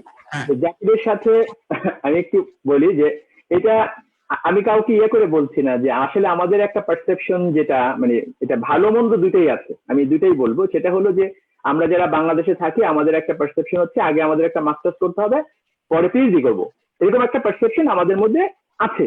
আর because of maybe lack of information, অথবা আমরা ভালো সঠিক ইনফরমেশন জানি না, অথবা এটা সত্যও হতে পারে। কিন্তু আমি বলি, আমার অভিজ্ঞতাটা বলি, আমারও কিন্তু একই রকম অভিজ্ঞতা ছিল আর কি, যে আমি আগে মাস্টার্স করবো, পরে ভালো একটা ইউনিভার্সিটিতে টপ স্কুলে পিএইচডি করবো। তা আমি যেটা করলাম, আমি 10টা ইউনিভার্সিটিতে অ্যাপ্লাই করেছিলাম মাস্টার্স প্রোগ্রামে। 10টার মধ্যে আর একটা মাত্র পিএইচডি স্কুলে অ্যাপ্লাই করেছি, যেখান থেকে আমি পিএইচডি করলাম, একটা ইউনিভার্সিটি। তো আমার ধারণা ছিল যে আমার মাস্টার্সে মনে হবে, কিন্তু আমার যে ব্যাকগ্রাউন্ড ছিল আলহামদুলিল্লাহ, সেই ব্যাকগ্রাউন্ড দিয়ে আমি যেটা হলো 10টার মধ্যে 9টা ইউনিভার্সিটিতে আমার অ্যাডমিশন হলো মাস্টার্স, এবং 4টার মধ্যে ফান্ডিং পাইলাম। পরে শেষ পর্যন্ত পিএইচডি ফান্ডিং পাইলাম, কিন্তু পিএইচডি মাত্র একটা ইউনিভার্সিটিতে করেছি আমি। That was the big mistake in my life. কিন্তু I am not dependent for that I came at FIU, I am not dependent, but এটা কিন্তু বিগ মিস্টেক। সেই জন্য আমি বলবো যে আসলে যে পরে কিন্তু পিএইচডি অ্যাডমিশন আমার হয়ে গেছে। তো এখন আমি জানি না আসলে কোনটা ঠিক, কিন্তু আমার ধারণা, আমি যেটা মনে করি সেটা হচ্ছে যে শুধু মাস্টার্স না করলে ফান্ডিং পাওয়া যায় না, বা masters must is not necessary. আমি কিন্তু সরাসরি এটা ডিপেন্ড করে হয়, আর you are going for your PhD. আমেরিকাতে আপনারা যেহেতু পিএইচডি তে 2 বছরের কোর্স ওয়ার্ক করতেছেন প্রথমে, আমেরিকাতে পিএইচডি করার জন্য মাস্টার্স ইজ নট নিডেড। কিন্তু আমাদের এখানে করে মাস্টার্স, সবাই অনেকেই করে মাস্টার্সের জন্য আসে, সেটা আমার মনে হয় প্রয়োজন নেই আমেরিকার কনটেক্সটে, কিন্তু ইউরোপের কনটেক্সটে এটা খুবই ইম্পর্টেন্ট আমার কাছে মনে হয়। আমার সাজেশন সেটা হলো যে মাস্টার্স করলে যদি আমেরিকা থেকে অ্যাপ্লিকেশন করে, যদি মনে করে তার ব্যাকগ্রাউন্ড সবকিছু মিলে, তার পিএইচডি তেও কিছু অন্তত 4-5টা অন্তত করা উচিত। মানে মানে ইয়েটা না হলে আসলে পরবর্তীতে যেটা হয়, যেমন আমার কিন্তু কোনো চয়েস ছিল না, পরে যেহেতু পিএইচডি পেয়ে গেছি আমি কিন্তু একটা ইউনিভার্সিটি অ্যাপ্লাই করেছি, একটা ইউনিভার্সিটি চলে আসছি, আমার চয়েস ছিল না কোনো। না, পিএইচডি তে ইউরোপে একদমই কোর্স ওয়ার্ক নাই তা নয়। একজন পিএইচডি স্টুডেন্টের রিকোয়ারমেন্ট হচ্ছে কোর্স, সেমিনার এবং কনফারেন্স সব মিলিয়ে 30 ক্রেডিটের, সেটা ইকুইভ্যালেন্ট টু 1 সেমিস্টার। সো আপনার 4 বছরের পিএইচডি প্রোগ্রামে 1 সেমিস্টার আপনি কোর্স ওয়ার্ক, সেমিনার ইত্যাদি কাজে আপনাকে ইনভলভ হতে হবে, এটা হচ্ছে মিনিমাম রিকোয়ারমেন্ট। তারপর আপনি যদি বেশি করতে চান, that's fine. Thank you Nazmul. Jewel কাছে আসতে চাই। জুয়েল রানা সংক্ষেপে, জুয়েল অভিজ্ঞতা খুব বিচিত্র। জুয়েল রানা বছরখানেক আগে 2 বছরের একটা double masters plus MPH programme শেষ করেছে। তার প্রোগ্রামও ছিল বিচিত্র, ইউরোপ আমেরিকা মিলিয়ে প্রোগ্রাম। তো সেগুলো না। জুয়েল রানার কাছে আমার একটা কংক্রিট প্রশ্ন। জুয়েল মাস্টার্স শেষ করেছে, আমি যারা মাস্টার্স করতে চাই জুয়েল রানার মতো তাদেরকে উদ্দেশ্য করে বলতেছি, এবং মাস্টার্স করার পরে আউটকাম দেখেন, লাস্ট ইয়ারে তার 8টা না 10টা পাবলিকেশন আসছে শুধু লাস্ট ইয়ারই। আর পিএইচডি চলাকালীন সময় সে বিচিত্র পরিমাণ নেটওয়ার্কিং করেছে। সেই কানাডিয়ান, ইউরোপিয়ান, আমেরিকান স্কলারদের সাথে সে কাজ করতেছে, এবং সে কোর এপিডেমিওলজির স্ট্যাটিস্টিক্যালি যেগুলো হাইলি ডিমান্ডিং কাজ সেগুলো করতেছে। তো জুয়েল রানা, বলো যে কিভাবে তুমি প্রোডাক্টিভ ছিলা? প্রোডাক্টিভ ছিলাম কিভাবে, এটা কোন সময়? প্রোডাক্টিভ তো আমি মানে এখনো আছো? ছোটবেলা থেকেও ছিলাম, ঢাকা ইউনিভার্সিটিতে যখন ছিলাম তখনও ছিলাম, বাইরে যখন ছিলাম তখনও ছিলাম। রাইট, তুমি মানে বুঝতে পারছো আমি বলতেছি তোমার মাস্টার্স প্রোগ্রাম সেটাই। আচ্ছা, হ্যাঁ, মানে প্রোডাক্টিভিটিটা হলো এটা আমার কাছে, যে আমি কি করতে চাই, কি করব, সবসময় আমার যেহেতু এইমটা ছিল যে আমি যেই জায়গায় যাই চেষ্টা করব সেই জায়গায় ভালো করার। তো সোশিওলজি থেকে যখন আমার মনে হলো, সোশিওলজি তো জাকির ভাইয়ের মতো মেডিকেল সোশিওলজি আমার অলওয়েজ ইন্টারেস্ট ছিল, এবং সেদিক থেকে মনে হলো পাবলিক হেলথ মোর রিলেভেন্ট। সো পাবলিক হেলথে মাস্টার্স প্রোগ্রামে গেলাম, ডাবল মাস্টার্স মনে হলো ইউরোপ সুন্দর, কানাডা বাদ দিয়ে ইউরোপে গেলাম, ইউরোপ দেখবো, সুন্দর ঘুরবো টুরবো, পড়াশোনা কম হয় নাকি, বেশি কোর্স করতে হয় না, আনন্দ সাথে।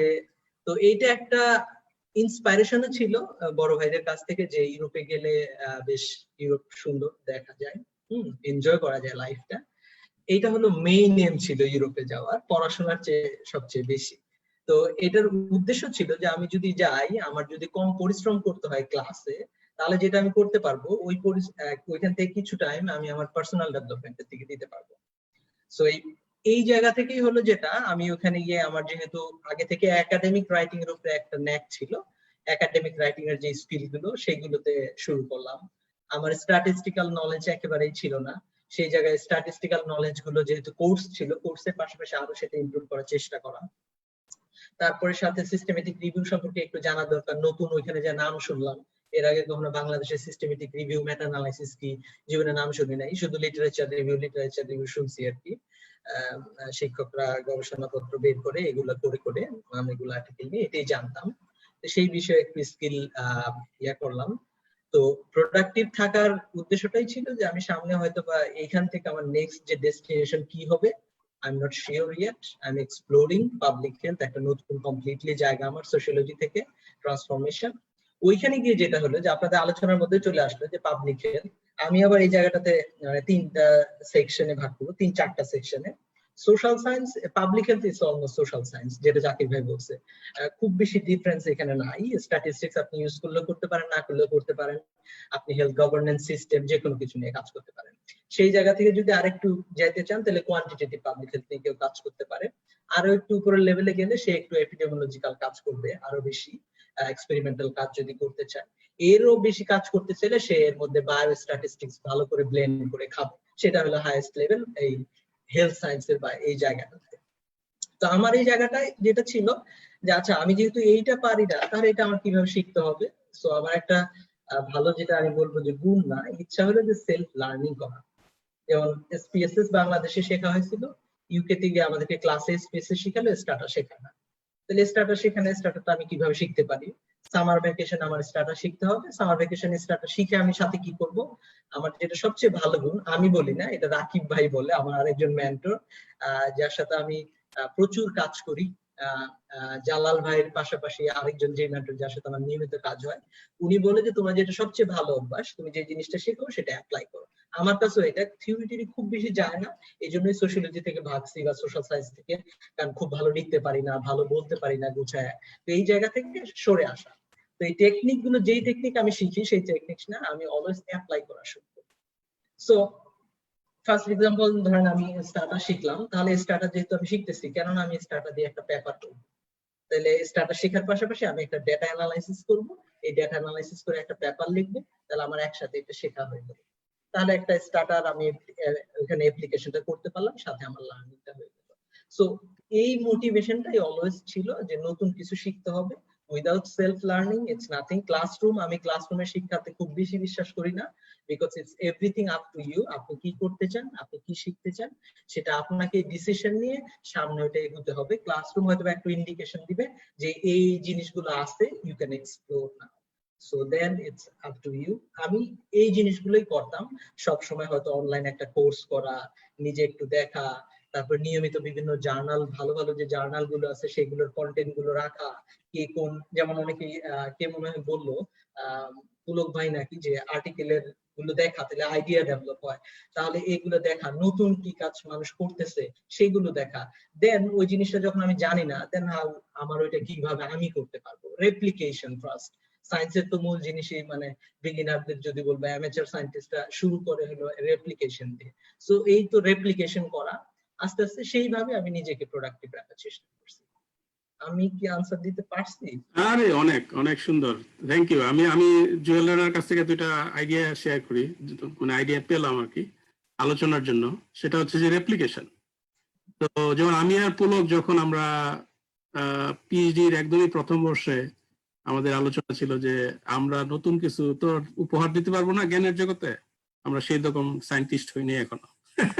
তো চলো আমরা রেপ্লিকেট করি।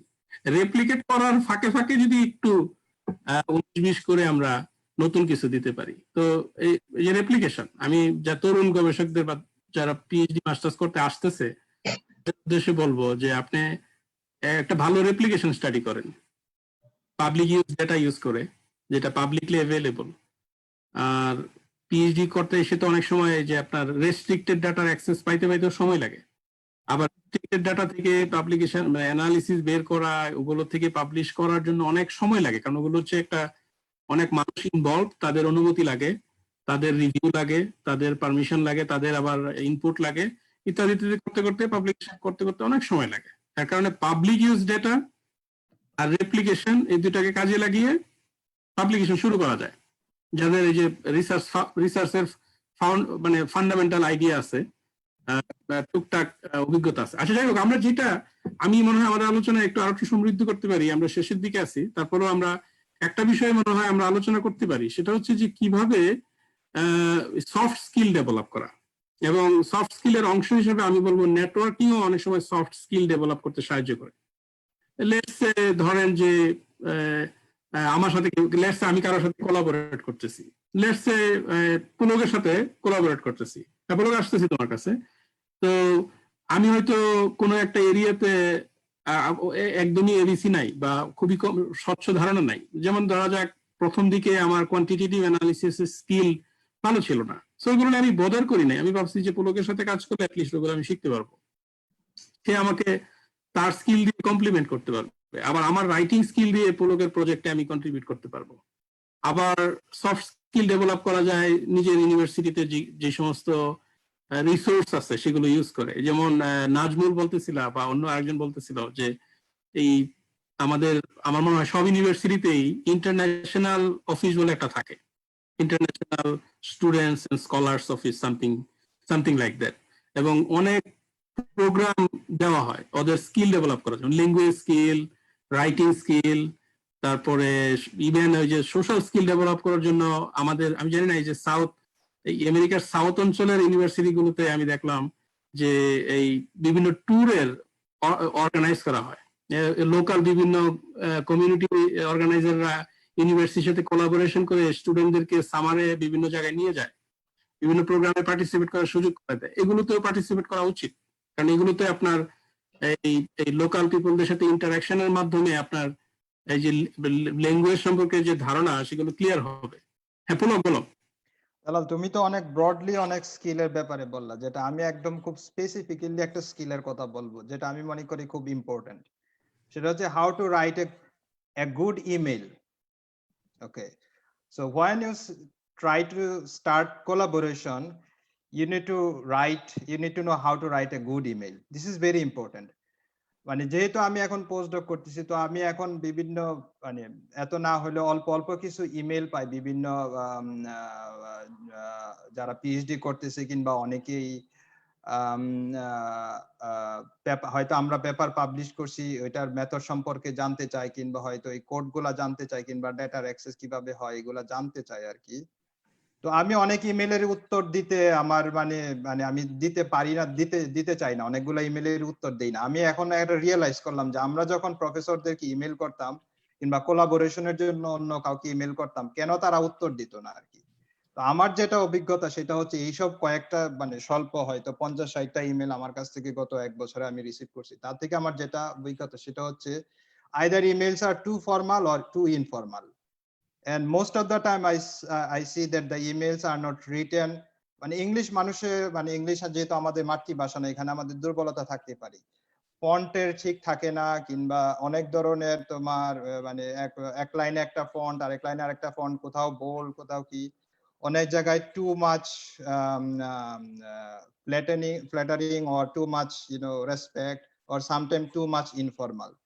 সো এই জিনিসগুলা কিন্তু খুব ইম্পর্টেন্ট, কারণ আপনি যখন পিএইচডি শেষ করবেন তখন আপনাকে জব মার্কেটে যাবেন, তখন আপনাকে প্রচুর এই ধরনের ইমেইল লিখতে হবে কোলাবোরেশনের জন্য, ইভেন জব অ্যাপ্লাই করার জন্য। প্লাস আপনি যখন জব সার্চের সেকেন্ড এবং থার্ড পর্যায়ে যাবেন তখন আপনার সার্চ কমিটির মেম্বারের সাথে বা ইমেইলে কমিউনিকেশন করতে হবে। So email writing is very important. I believe that. নাও আমি এটা এখন খুব মানে এটা এই জন্য আমি খুব স্পেসিফিক্যালি বলতে চাইলাম যে একটা স্কিলের ব্যাপার আর কি। সো এটা যে আমার ইংলিশ খুব ভালো হতে হবে, আমার খুব ভালো ইংলিশ লিখতে হবে তা না, কিন্তু সেটা হচ্ছে যে আপনাকে গুরুত্ব দিয়ে এই ইমেলটা লিখতে হবে। এটার জন্য আমি যেটা সাজেশন দিব সেটা হচ্ছে প্রথমে যারা আমরা ইমেল লেখা শুরু করি তারা ওয়ার্ডে ইমেলটা লিখে সুন্দর করে 1-2 বার পড়ে তারপর এগুলা ছাড়ার আগে সেন্ড করি। আমি রিসেন্টলি 2-3টা ইমেল বিভিন্ন আমাদের পেপারের উপর, বিশেষ করে আমরা যে একটা পেপার পাবলিশ করলাম জিওগ্রাফিক ডিফারেন্সের উপর কয়েকদিন আগে, আমি 3-4টা ইমেল পাইলাম যে আমরা কিভাবে ম্যাপিং করতে পারি। These emails I just simply answer in 2 or 3 words, okay, these emails, because I was not interested to read those emails. So না আমি ইম্পর্টেন্ট, এটা একটা ইম্পর্টেন্ট। বলো, অনেক ধন্যবাদ। এই যদিও তোমার এক্সাম্পলটা খুব specific, but it's a part of the communication skill এবং স্কিল এবং সফট স্কিল যেটা বললো আর কি, সেটা নিয়ে মানে দ্বিমত করার কিছু নাই। এগুলো তখনই পরিপক্ক হবে যখন নিজে থেকে ড্রাইভ থাকবে শিখার জন্য, যেটা আমি বলতেছিলাম যে, এবং আমার অন ক্যাম্পাস যে সমস্ত রিসোর্স আছে এগুলোকে ইউটিলাইজ করতে হবে। যেমন আমি একটু এই ক্ষেত্রে একটু চান্স নিয়ে কথা বলার, যে অনেক সময় দেখা যায় যে আমি রিসেন্টলি একটা স্টুডেন্টকে মেন্টর করতেছি, আমি নাম বলবো না, তো মেন্টরিং এর প্রক্রিয়ায় দেখলাম যে মাস্টার্স হয়ে গেছে, কিন্তু তার যে ল্যাঙ্গুয়েজ স্কিল সেটা যে আগে যে ছিল পোস্ট প্রি মাস্টার্স যেখানে ছিল ওখানেই আছে। তো এই ল্যাঙ্গুয়েজ স্কিল ডেভেলপ না করার কারণে আমি খুব হতবাক কেন এগুলো হচ্ছে না। আমি আমার অভিজ্ঞতা শেয়ার করি। তো আমি দেখলাম যে এই ছেলে বা এই মেয়ে কোনোদিন ইউনিভার্সিটি যে রাইটিং সেন্টার সেটার সুযোগ নেয় নাই, সেটা ইউজ করে না। রাইটিং সেন্টারকে কিন্তু টাকা দেওয়া হয় ইউনিভার্সিটি ফান্ড থেকে, বেতন দেওয়া হয়। তাদের কাজই হচ্ছে যারা রাইটিং এ দুর্বল বা একাডেমিক রাইটিং এর সাথে পরিচিত না। আমরা অনেকেই কিন্তু যে মাস্টার্স পিএইচডি করতে এসে যে সমস্ত রাইটিং এ আমরা অংশগ্রহণ করি, এগুলো থরো প্রসেস আছে, রাইট? এগুলোর একটা স্ট্রাকচার আছে, এগুলোর আলাদা একটা বৈশিষ্ট্য আছে, এগুলো অনেক সম্পর্কে আমরা জানি না। এগুলো জানতে গেলে রাইটিং সেন্টারের হেল্প নেওয়া দরকার। সেখানে লজ্জার কিছু নাই। আমি একটা জিনিস জানি না, রাইটিং সেন্টারের কাছে হেল্প নিব। কোনোদিন আসতেছি আমাদের কাছে কিছু। আমি ছোট্ট করে এই বিষয়ে উদাহরণ দিই। বলো, প্রশ্নগুলো বলো। হ্যাঁ, যেটা হচ্ছে যে তুমি ল্যাঙ্গুয়েজের উপর যেটা গুরুত্ব দিছো, কিন্তু আমার খুব মানে রিসেন্ট অভিজ্ঞতা হচ্ছে আমি 2টা মাস্টার স্টুডেন্টকে মানে কো সুপারভাইজ করতেছি এখানে। তারা দুইজনেই নেটিভ, দুইজনেই কানাডিয়ান এবং দুইজনেই নেটিভ। দুইজনের ইমেল লেখার মধ্যে বিরাট পার্থক্য, ঠিক আছে? মানে ইমেলের মানে যে একটা গঠন কিংবা ইমেলটা কিভাবে করতে হবে কাকে, এগুলা কিন্তু খুব মানে তাদের মধ্যে বেশ মানে বিরাট পার্থক্য। সো এটা শুধু আমাদের ল্যাঙ্গুয়েজ স্কিলের উপর ডিপেন্ড করে না, এটা আমাদের কমন সেন্স এবং এগুলো আমাদের মানে উপরও ডিপেন্ড করে আর কি, যে আমরা কিভাবে একটা জিনিস লিখবো। এবং সেটা সেটা তুমি বাংলাতে লেখলেও যেটা হয়তো হয়তো সেটাও আমরা হয়তো আমাদের এই জিনিসগুলো খেয়াল রাখতে হবে আর কি। Right right right right right অবশ্যই। জুয়েল, জুয়েল এবং হেলাল, আমার মনে হয় কিছু প্রশ্ন নিতে পারি এবং প্রশ্ন এখনই নেওয়ার সময়। প্রশ্নগুলো কি আপনি দেখতে পাচ্ছেন পেজে ভাইয়া? আমি তো একটু ব্লাইন্ড, দেখতে পাচ্ছি না কেন জানি। তুমি দেখতে পাচ্ছ? হ্যাঁ আমি দেখতে পাচ্ছি। তা তুমি আমি বলো। কি হ্যাঁ, আমি তুমি পুরো অর্গানাইজ করো। হ্যাঁ কে সবাই ধন্যবাদ দিচ্ছে, ধন্যবাদ সবাইকেও। আমি শুনতে আচ্ছা পাচ্ছি। হেলাল, তোমার কাছে প্রশ্ন আছে? হেলাল কি আছো? হ্যাঁ ভাইয়া আছি। হ্যালো হ্যাঁ, তোমার আমাদের আচ্ছা, পেজে হেলাল হচ্ছে বাংলাদেশে একটা প্রাইভেট ইউনিভার্সিটি শিক্ষক, ইস্ট ওয়েস্ট ইউনিভার্সিটি সোশিওলজির। সেও চেষ্টা করতেছে মাস্টার্স বা পিএইচডি প্রোগ্রামে এই সমস্ত দেশে আসার জন্য। তো হেলাল, তোমার কোনো প্রশ্ন থাকলে করো। আচ্ছা ভাইয়া, আমার একটা প্রশ্ন ছিল এই যে একটু মেন্টরিং এর জন্য, যেমন আমরা যখন কোলাবোরেশন করি বা মেন্টর সাথে কাজ করি, যেমন আমি ধরলাম যে মেডিকেল সোশিওলজিতে আমার হয়তো ইন্টারেস্ট, তো দেখা গেল আমার যাদের সাথে কানেকশন তারা হয়তো এনভায়রনমেন্ট নিয়ে কাজ করে। তো আমার কি মাস্টার্সে বা পিএইচডি তে যাওয়ার আগেই এভাবে কোনো ফিল্ড ফিক্সড করে নেওয়া উচিত, নাকি ফার্স্টে আমার কোনো দু একটা পাবলিকেশন করে তারপরে আমার ইন্টারেস্টটা সেই দিকে নেওয়া উচিত? Very very very good question. কে কে উত্তর দিতে চায়? বলো নাজমুল। ওকে, আচ্ছা এখানে আমি যেটা বলবো আর কি সেটা হচ্ছে যে আমার মনে হয় যেটা আমেরিকা এবং ইউরোপে বোধহয় এটা একটু ভিন্ন ধরনের হবে খুব সম্ভবত। যে আমেরিকাতে যেটা আমরা দেখি সেটা হলো সবসময় যদি আপনার এডিশনাল কোনো কোয়ালিফিকেশন থাকে অবশ্যই ভালো, যেমন পাবলিকেশনের কথা বললেন, যদি আপনার থাকে অবশ্যই এটা ভালো, ইটস প্লাস পয়েন্ট। এবং কিন্তু এখানে যেটা মেইনলি যেটা দেখা হয় সেটা হচ্ছে আপনার জিআরই স্কোর, যদি আপনি পিএইচডি প্রোগ্রামে আসতে চান বা মাস্টার্স যদি আসেন, জিআরই স্কোর, টোফেল স্কোর, আপনার সিজিপিএ রেজাল্ট আর হচ্ছে রিকমেন্ডেশন, এগুলি মেইনলি মূলত এগুলোই লাগবে। তারপরে যদি আপনার পাবলিকেশন থাকে এটা কিন্তু ভালো। আমি আমি এখানে আমার কিছু দরকার ছিল না, পাবলিকেশন যদি রিকোয়ারমেন্ট না, কিন্তু আমার ক্ষেত্রে কিন্তু ছিল। আমি যখন বাংলাদেশে ছিলাম তখন ছিল, তখন পিএইচডি ইসের আগে বাংলাদেশের বিভিন্ন জার্নালে, বেশ জার্নালে কিন্তু আমার পাবলিকেশন ছিল, 7টার মতো পাবলিকেশন ছিল, 6-7টা পিএইচডিতে আসার আগে। But it is not necessary. আমি যখন এখানে এসে দেখলাম যে অনেকেই বাংলাদেশ থেকে আসে, ইকোনমিক্সেও আসে বা অন্য ইসেও আসে, অন্য প্রোগ্রাম আসে, কিন্তু তাদের কিন্তু পাবলিকেশন থাকে না। তো it is not necessary, but থাকলে ভালো, অবশ্যই ভালো। কিন্তু ইউরোপের ক্ষেত্রে বোধহয় পুলক এরা ভালো বলতে পারবে যে সেখানে আসলে কি পাবলিকেশন কি অবশ্যই দরকার হয় কিনা পিএইচডির জন্য বা মাস্টার্স প্রোগ্রামের জন্য, সেগুলো হয়তো ওরা আরো ভালো বলতে পারবে। কিন্তু আমেরিকার জন্য এটা ইজ নট মাস্ট, থাকলে ভালো। আমি বলবো যে মানে যেহেতু আমি অস্ট্রেলিয়াতে পিএইচডি করছি, সেটা হচ্ছে যে কেউ যদি সরাসরি বাংলাদেশ থেকে অস্ট্রেলিয়ায় পিএইচডি করতে যাইতে চায়, তার জন্য মাস্টার্স এর থিসিসে ভালো মার্কস থাকতে হবে। থিসিস বলতে যদিও আমাদের ইকোনমিক্সে থিসিসের মানে এরকম সুযোগ ছিল না, নাজমুল সেটা জানে, কিন্তু সোসিওলজিতে আমি জানি সেটা সুযোগ আছে বেশ ভালোই। তো সেটা হচ্ছে অস্ট্রেলিয়াতে যাওয়ার জন্য আপনার ডিজার্টেশন, মাস্টার্স ডিজার্টেশনে খুব ভালো মার্কস থাকতে হবে, অথবা আপনার ভালো, এখন যেটা ওরা অস্ট্রেলিয়া খুব রিজিড এইসব ব্যাপারে, যে Q1 যেটা ওরা বলে, Q1 অথবা ভালো ইম্প্যাক্ট ফ্যাক্টর জার্নালে আপনার 2-3টা পাবলিকেশন থাকতে হবে, তাহলে আপনি ফান্ডিং এর জন্য মানে এলিজিবল হবেন। আর ইউরোপের ক্ষেত্রে যেটা হয় যে ইউরোপে মাস্টার্স পিএইচডির ক্ষেত্রে যেটা মূলত ওরা মানে প্রাধান্য দেয় সেটা হচ্ছে যে তারা এমন একটা স্টুডেন্টকে নিতে চায় পিএইচডির জন্য যে তারা যেন অলরেডি ওই পরিবেশ সম্পর্কে তারা অলরেডি জানে। এই জন্য, কারণ ইউরোপে এতটা মাল্টি কালচারাল না, কিংবা আমেরিকা, কানাডা, অস্ট্রেলিয়ার মতো এত মাল্টি কালচারাল না, তোদের নিজস্ব একটা কালচার সবকিছুই থাকে। তো সবকিছু চিন্তা ভাবনা করে ওরা যেটা ধরে যে একটা স্টুডেন্টের যদি মাস্টার্স করা থাকে ইউরোপে অথবা মানে হোম কান্ট্রির বাইরে, বিশেষ করে যারা আমরা ডেভেলপিং কান্ট্রি থেকে আসি, তখন তারা একটু প্রেফারেন্স অবশ্যই পায় আর কি ইউরোপের ক্ষেত্রে মাস্টার্স থাকলে। আর আর আর ইউরোপে মাস্টার্স করলে তো যারা থিসিস থেকে 1-2টা পাবলিকেশন মোটামুটি অনেকেই ভালোই করতে পারে আর কি, যেটা আমার অভিজ্ঞতা আর কি, সেটাই এই আর কি। বাট আমেরিকার জন্য এটা নেসেসারি না। আমি আমি আমেরিকা কানাডার জন্য বিশেষ করে যারা মানে মৌলিক ইকোনমিক্স কিংবা সোসিওলজি এই সোশ্যাল সায়েন্সের মৌলিক সাবজেক্ট গুলাতে পিএইচডি করতে আসতে চায় তাদের জন্য ম্যান্ডেটরি না। বাট আমেরিকা এবং কানাডার যারা পাবলিক হেলথে মাস্টার্স করতে হয় তাদের জন্য এখন রিসার্চ মোটামুটি একটু গুরুত্ব দেওয়া শুরু করছে, কারণ তারা চায় যে একটা স্টুডেন্ট একটু পরিপক্ক থাকলে সুপারভাইজারদের একটু কমিউনিকেশন কিংবা ওদের এগুলাতে সুবিধা হয় আর কি। এটাই right right right it depends on discipline. Right. Jewel বলো প্রশ্ন। Mic of. মিউট। ওকে, একটা কোশ্চেন আসছে আমাদের শামসুল আরেফিনের কাছ থেকে যে সমাজ বিজ্ঞান থেকে পাবলিক হেলথে এখন অনেকেই মাস্টার্স করতে যাচ্ছে, এর পেছনে কারণ কি? এটা কি হাইলি প্রসপেক্টিভ এই জন্য, নাকি অ্যাভেলেবল স্কলারশিপ? সে সমাজ বিজ্ঞানে মাস্টার্স করতে চায়, সেক্ষেত্রে মাস্টার্স করার ক্ষেত্রে প্রফেসর খুঁজবে কিভাবে? দুইটা কোশ্চেন। আমি একটা সহজ উত্তর দিতে পারি অন্যরা উত্তর দেওয়ার আগে। পাবলিক হেলথ তুমিও জানো, সবাই জানে, পাবলিক হেলথে ফান্ডিং অপরচুনিটি গুলো একটু বেশি, যার কারণে পিএইচডি তে অথবা মাস্টার্স প্রোগ্রামের ফান্ডিং অলওয়েজ কম, সব প্রোগ্রামেই। পিএইচডি তে ফান্ডিং এর অপরচুনিটি বেশি in public health then sociology, then anthropology, then political science.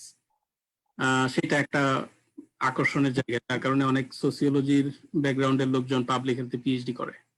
আর 2 নম্বর হচ্ছে যে আরেকটা ইনহেরেন্ট মোটিভেশন কাজ করে অনেকের মধ্যে, যে সোসিওলজি থেকে পাশ করে চাকরির বাজারে প্রবাবিলিটি কিরকম, আর পাবলিক হেলথ থেকে পাশ করে চাকরির সংখ্যা বেশি, যেহেতু ওখানে probability of getting a job is definitely higher.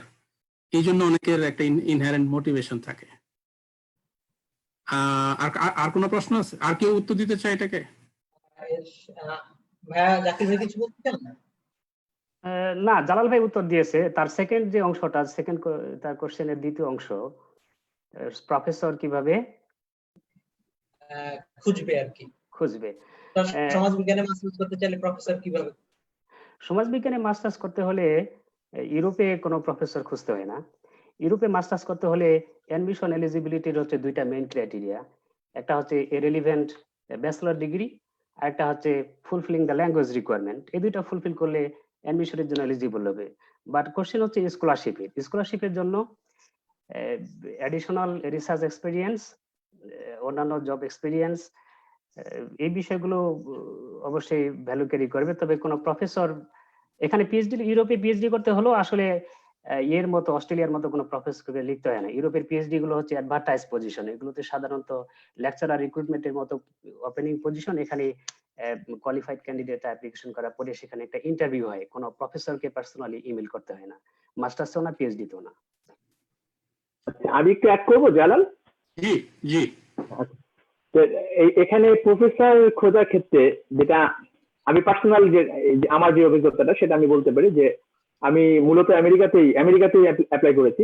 তো আসলে অ্যাপ্লিকেশন করলে তো আসলে অনেক টাকা পয়সার ব্যাপার আছে, সত্যি কথা যেটা, যে আমরা যখন যারা পাশ করে বের হয় সাথে সাথে তাদের তো আরো সমস্যা আর কি, চাকরির একটা যদি না পাওয়া যায় সাথে সাথে।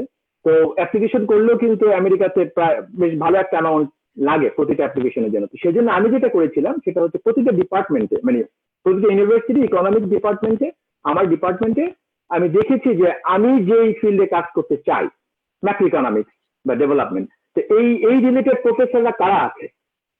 আমি মাস্টার্সের জন্য, আমি তো পিএইচডির জন্য অ্যাপ্লাই করেছি বললাম একটা, কিন্তু মাস্টার্সের জন্যই আমি দেখেছিলাম যে যারা, যেহেতু মাস্টার্সের ফান্ডিংটা সাধারণত যেটা বলে যে পিএইচডি অ্যাডমিশন পেলে ফান্ডিং হয়ে যায় সাধারণত আমেরিকাতে, কিন্তু মাস্টার্সের ফান্ডিং ইজ ডিফিকাল্ট।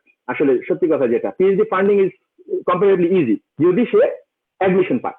তা আমি যেটা করেছি সেটা হলো, যাতে আমাকে কোনো অ্যাপ্লিকেশন করা লাগে, প্রথমে আমি নক করেছি সেই ইকোনমিক ডিপার্টমেন্টের ওই ফিল্ডে রিলেটেড যারা রিসার্চ করে তাদেরকে বলেছি, হ্যাঁ খুব সুন্দর ভালো করে পুলিশ যেটা বললো, it should be very dissent as well as very smart writing, মানে খুব এক্সট্রাঅর্ডিনারি ল্যাঙ্গুয়েজ লাগবে না, but it should be clear এবং খুব সুন্দর করে একটা লেখা, এবং আমি যে তোমার কাজে ইন্টারেস্টেড, তোমার রিসার্চে আমি ইন্টারেস্ট ফিল করি, আমি কাজ করতে চাই, আমার এই একটা সিভি আমি অ্যাটাচ করে দিয়েছি তার সাথে।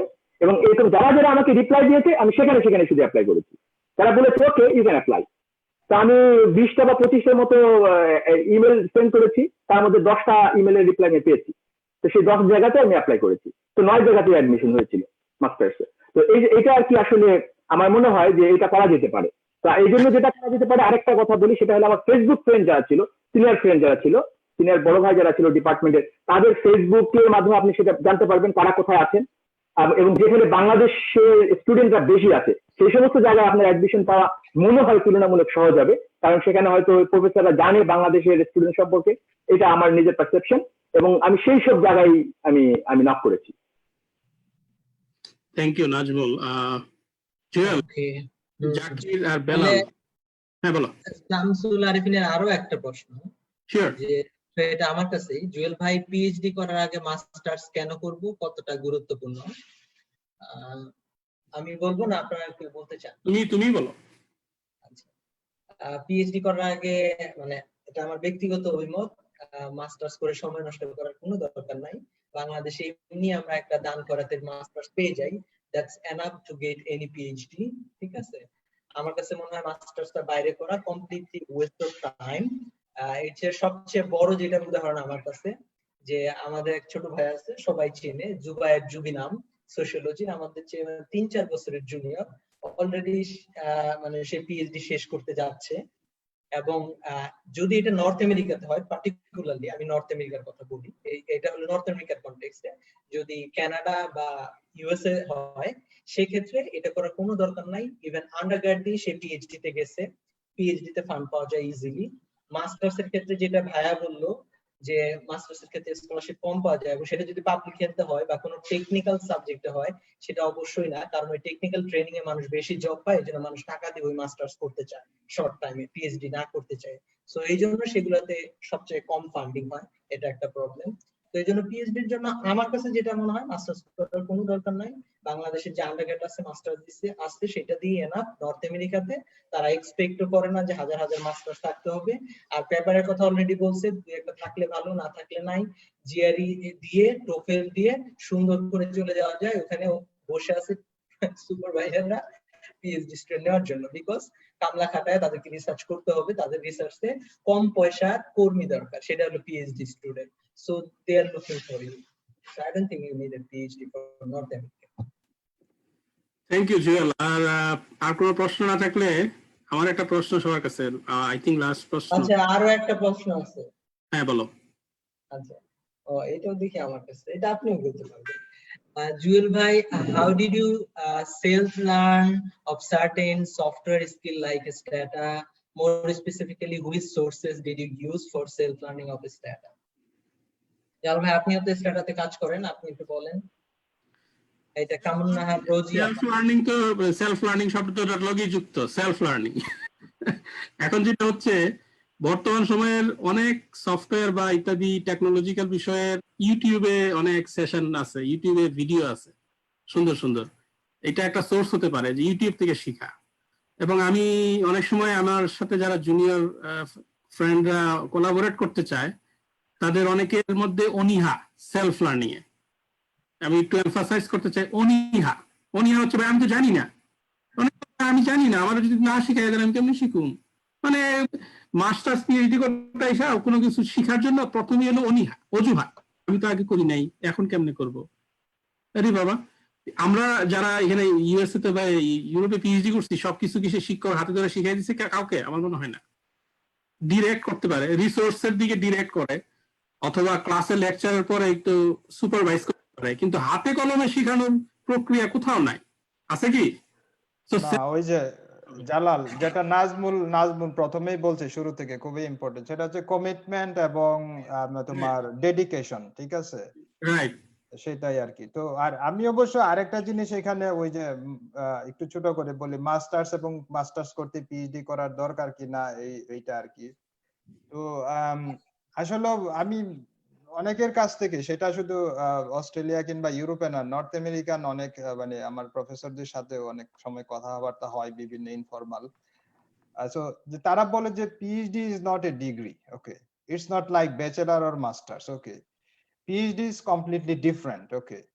সো পিএইচডি এমন একটা জিনিস, এটা তোমার, এটা শুধু তুমি যদি একটা সার্টিফিকেট পাবা বলে ধরে নাও, ঠিক আছে, তাহলে এটা খুবই, হ্যাঁ অবশ্যই একটা অ্যাচিভমেন্ট, অবশ্যই সার্টিফিকেট তো অবশ্যই একটা অ্যাচিভমেন্ট, কিন্তু PhD is not a degree. Okay, so এটা তো মাস্টার্স থেকে পিএইচডি কিংবা অনার্স থেকে পিএইচডি টা অনেক ডিফারেন্ট। এটা তোমার ট্রানজিশনটাও অনেকে উপলব্ধি করবে যে হ্যাঁ আমি পিএইচডি করতে চাই। ওকে, তো কেন পিএইচডি করবো? Sometime I realise that why did I PhD, you know, আমি কেন পিএইচডি করলাম। তো সো এই কেরিয়ার গোলগুলো আসলে একটু চিন্তা ভাবনা করে ব্যাচেলারের পরে কিংবা বাংলাদেশে যারা মাস্টার্স করি চিন্তা ভাবনা করে আগানো উচিত। আসলে কি আমার পিএইচডি করা উচিত, না আমার সবাই বন্ধু বান্ধব সবাই পিএইচডি করতেছে, আমার ক্লাসমেট পিএইচডি করতেছে বলে আমাকে পিএইচডি করতে হবে, ঠিক? আর বাংলাদেশে তো একটা ট্রেন্ড আছে। তো আমি এখানে অনেককেই দেখছি তোমার যেটা করে যে এইখানে ইভেন অনেকে যাদের ইভেন ইউরোপেও আমি অনেককে দেখছি এবং নর্থ আমেরিকা বিশেষ করে কানাডাতে দেখতেছি, তারা মাস্টার্স করে তারা অনেক ভালো ভালো রিসার্চ জব করতেছে, ঠিক আছে, এবং তাদের আন্ডারেই অনেক পিএইচডি কাজ করতেছে আর কি। এইগুলার জন্য অনেক কিন্তু তোমার স্কিল দরকার হয়। সো এই ক্ষেত্রে যদি কেউ যদি ফর এক্সাম্পল আমেরিকা কিংবা কানাডাতে মাস্টার্স কিংবা ইউরোপে মাস্টার্স এর জন্য ফান্ডিং পায়, আমি বলবো যে মানে এটা আসলে আমি বলবো যে সময় নষ্টের কিছু নাই। কারণ মাস্টার্স করার পরে তোমাকে একটা জিনিস ওপেন হবে যে তুমি আসলে পিএইচডি তে যাবা, তুমি কি রেডি নাকি পিএইচডি করা তুমি জব মার্কেটে চলে যাবা। এটাও কিন্তু একটা বড় জিনিস, বাট অবশ্যই সেটা যদি ফান্ডেড হইতে হবে, যেহেতু আমাদের টাকা পয়সার ব্যাপার আছে, ঠিক আছে, এটাই আর কি। সেটাই আমি একটু তাহলে ভাইয়ার সাথে অ্যাড করি, যেহেতু আমি জিনিসটা বলছি এটা কমপ্লিটলি আপনার সাথে মানে এগ্রি না, এটা হলো মূল কথা। ও যেহেতু পিএইচডির কথা বলছে আমি এই জন্য বলছি সে একাডেমিয়াতে থাকে, পিএইচডিটা তার করতে হবে। এটা আরেকটা ইম্পর্টেন্ট জিনিস যে আসলে পিএইচডি করবো কেন, পিএইচডি করে আমার কি লাভ। বিকজ পিএইচডি না করে আমি ভালো আর্ন করতে পারি, ওই সময়টা 5 বছর আমেরিকাতে নর্থ আমেরিকাতে 5 বছর পিএইচডি তে সময় নষ্ট না করে 5 বছরে আমি একটা ভালো এন্টারপ্রেনারশিপ দিয়ে ভালো পয়সা ইনকাম করতে পারি, ভালো একটা জবে প্রমোশন পাইতে পারি। এই যে আমি একটা বই পড়তেছিলাম মেশিন লার্নিং ইন অ্যাকশন, এই ভদ্রলোক শুধু এমএসসি করছে, এমএসসি করে এরকম সিরিজ অফ বই লিখছে এবং তার বইগুলো হলো one of the best book এবং বেস্ট সেলিং বুক ডেটা সায়েন্সে, যেগুলো মানুষ ইউজ করে এবং রেফারেন্স হিসেবে ইউজ করতেছে বড় বড় প্রফেসররা এবং ইউনিভার্সিটিতে যারা পিএইচডি করতেছে তারা। সে কিন্তু এটা করে না।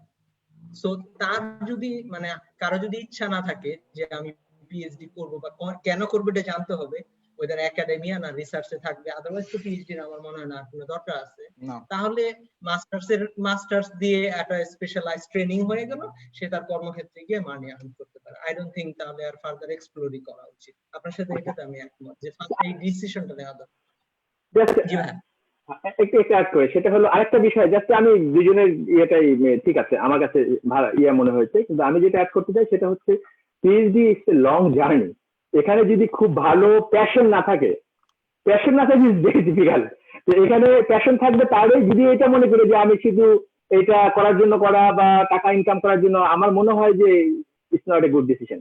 তো এখানে প্যাশন থাকতে হবে, খুব বড় রকমের প্যাশন থাকতে হবে। যে যেমন আমি এখানে আমেরিকাতে এসে আমার কাছে মনে হয় মানে এই যে আমি যে তৃপ্তিটা পেয়েছি সত্যি কথা যাবে, কারণ আমার যে প্যাশনটা ছিল আমি জানবো, আমাকে জানতে হবে, জানবো, এবং এখানে 5 বছরের যে একটা প্যাকেজ টিচিং সহ, টিচিং তারপরে কোর্স ওয়ার্ক তারপরে সবকিছু মিলে একটা প্যাকেজ। তো এই প্যাকেজটা হলে না একটু যদি যাদের আপনার টিচিং এ থাকবে বা রিসার্চে থাকবে বা খুব প্যাশন আছে তাদেরই করা উচিত। কিন্তু শুধুমাত্র করার জন্য করা এবং টাকা ইনকাম করার জন্য করা হয় তাহলে আমার মনে হয় না যে এটা খুব একটা সাকসেসফুল এবং খুব ভালো ডিসিশন। না, আমি নাজমুলের সাথে কমপ্লিটলি এগ্রি করি। আসলে যেটা আসলে মানে এটা এত বড় একটা লম্বা সময়, 5 থেকে 6 বছর, আবার মানে জীবনের একটা গুরুত্বপূর্ণ সময় এটা। এই সময়ে যদি কেউ মাস্টার্স করে ক্যারিয়ার এস্টাবলিশ করে ফেলে তাহলে সে অনেক দূর যেতে পারে আর কি। তো এটা বলতেছি না যে আমরা কম্বিনেশনটাই লাগবে, আমরা যে 3টা পয়েন্ট বললাম এই 3টাই কি থাকে দেন দরকার, না হলে আসলে আমার মনে হয় না দরকার। আমার একটা প্রশ্ন সবার কাছে, এটা আমার মনে হয় বেলালকেও প্রশ্ন করতে পারি। হ্যাঁ, রোজিয়াপুর প্রশ্নটা আমি আরেকটু আমি জাস্ট একটু অ্যাড করি যে সেলফ প্ল্যানিং এর জন্য স্টার্টার ক্ষেত্রে আপনি যদি স্টার্টার যে অফিশিয়াল ওয়েবসাইট আছে ওইখানে যান, তারা প্রত্যেক মাসে ফ্রি ওয়েবিনার করে কিছু, এগুলাতে আপনি ফ্রি জয়েন করতে পারবেন এবং খুব ভালো ভালো টেকনিক গুলো তারা মোটামুটি একটা শিখাই দেয়। তো এই মান্থলি এগুলাতে করলে একেবারে অফিশিয়াল স্টার্টার যারা বানায়, যারা এটাকে আপডেট করে, তাদের কাছ থেকে আপনি শিখতে পারতেছেন। আরেকটা অথেন্টিক সোর্স হলো স্টার্টারই ইউটিউবে স্টার্টার নিজস্ব অফিশিয়াল চ্যানেল আছে স্টার্টার কর। আপনি যদি এই চ্যানেলে যান, অন্য ইউটিউবে তো প্রচুর লোকজন বানাচ্ছে আজকাল, বিভিন্ন ভাবে দিচ্ছে, সেগুলোর চেয়ে হলো একবার অথেন্টিক জিনিস আপনি পাচ্ছেন। এই দুইটা হলে আমার মনে হয় না আর সেক্ষেত্রে আলাদা অন্য কোথাও যাওয়া দরকার। Jewel, thank you. একটা একটা থিমের একটা অংশ আমরা আলোচনা করি নাই, যদি অনেক সময় চলে গেছে, আপনার বেশি সময় নিব না, আর ধরো 5-10 মিনিটস এর মধ্যে আমরা র্যাপ আপ করব। তো হেলাল আমাকে একটু মনে করে, সরি বেলাল, তুমি মনে করে দেওয়ার জন্য ধন্যবাদ। সেটা হচ্ছে যে supervision selection, mentor selection in graduate school, এটা ট্রিমেন্ডাসলি একটা ডিসাইডিং ফ্যাক্টর এবং ট্রিমেন্ডাসলি একটা ইম্পর্টেন্ট ফ্যাক্টর ফর তোমার ক্যারিয়ার এবং একাডেমিক অ্যাচিভমেন্টের জন্য। আমি জানি না কে এটা নিয়ে আলোচনা করতে পারে। আমি বলতে পারি সামান্য, তুমি যদি আমাকে বলো। হ্যাঁ, অবশ্যই অবশ্যই অবশ্যই। আমি সংক্ষেপে একটু বলি।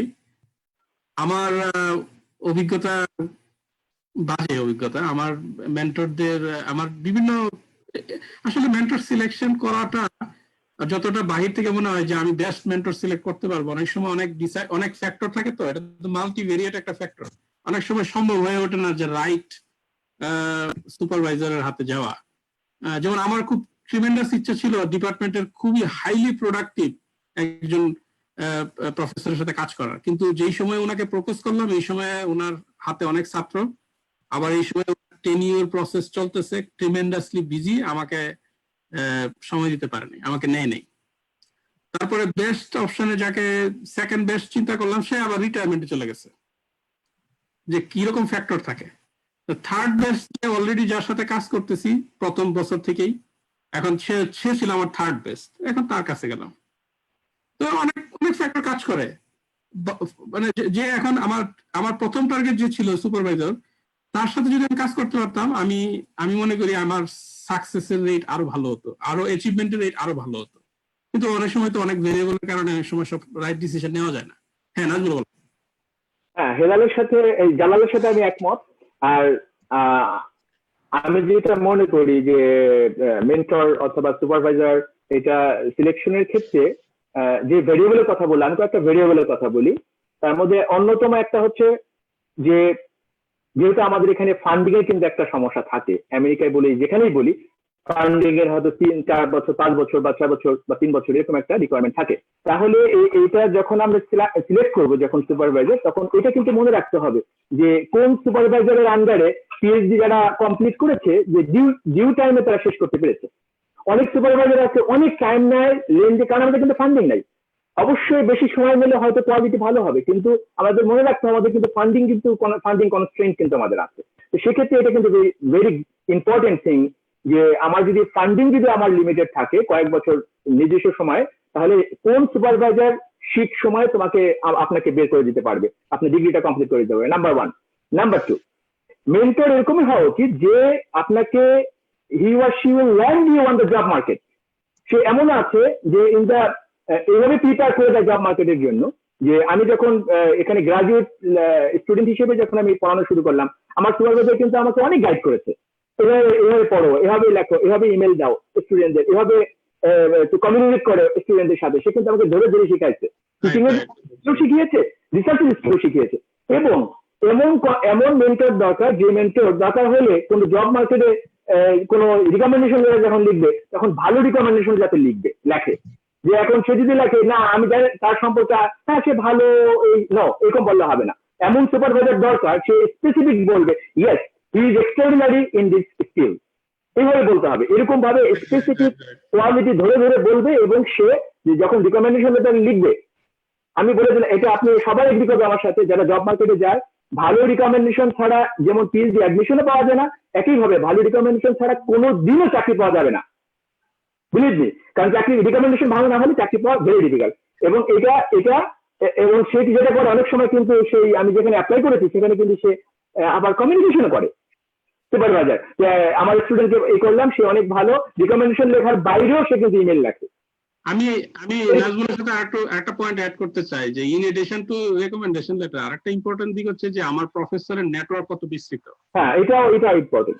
সিনিয়র এবং হাইলি নেটওয়ার্ক মেনটেন করে, অথবা ইনফ্লুয়েন্সিয়াল ইন দ্য ফিল্ড, অথবা ইনফ্লুয়েন্সিয়াল না হলেও সে প্রচুর মানুষের সাথে নেটওয়ার্কিং এবং রিসার্চ কোলাবোরেশন করার কারণে দেখা যাচ্ছে যে তার সাবেক মেন্টর অথবা তাদের যে কোলাবোরেটর বিভিন্ন ডিপার্টমেন্টের মানে সিনিয়র না হলেও বিভিন্ন পজিশনে আছে, যাদের নক করতে পারে তোমার জন্য, যখন Right.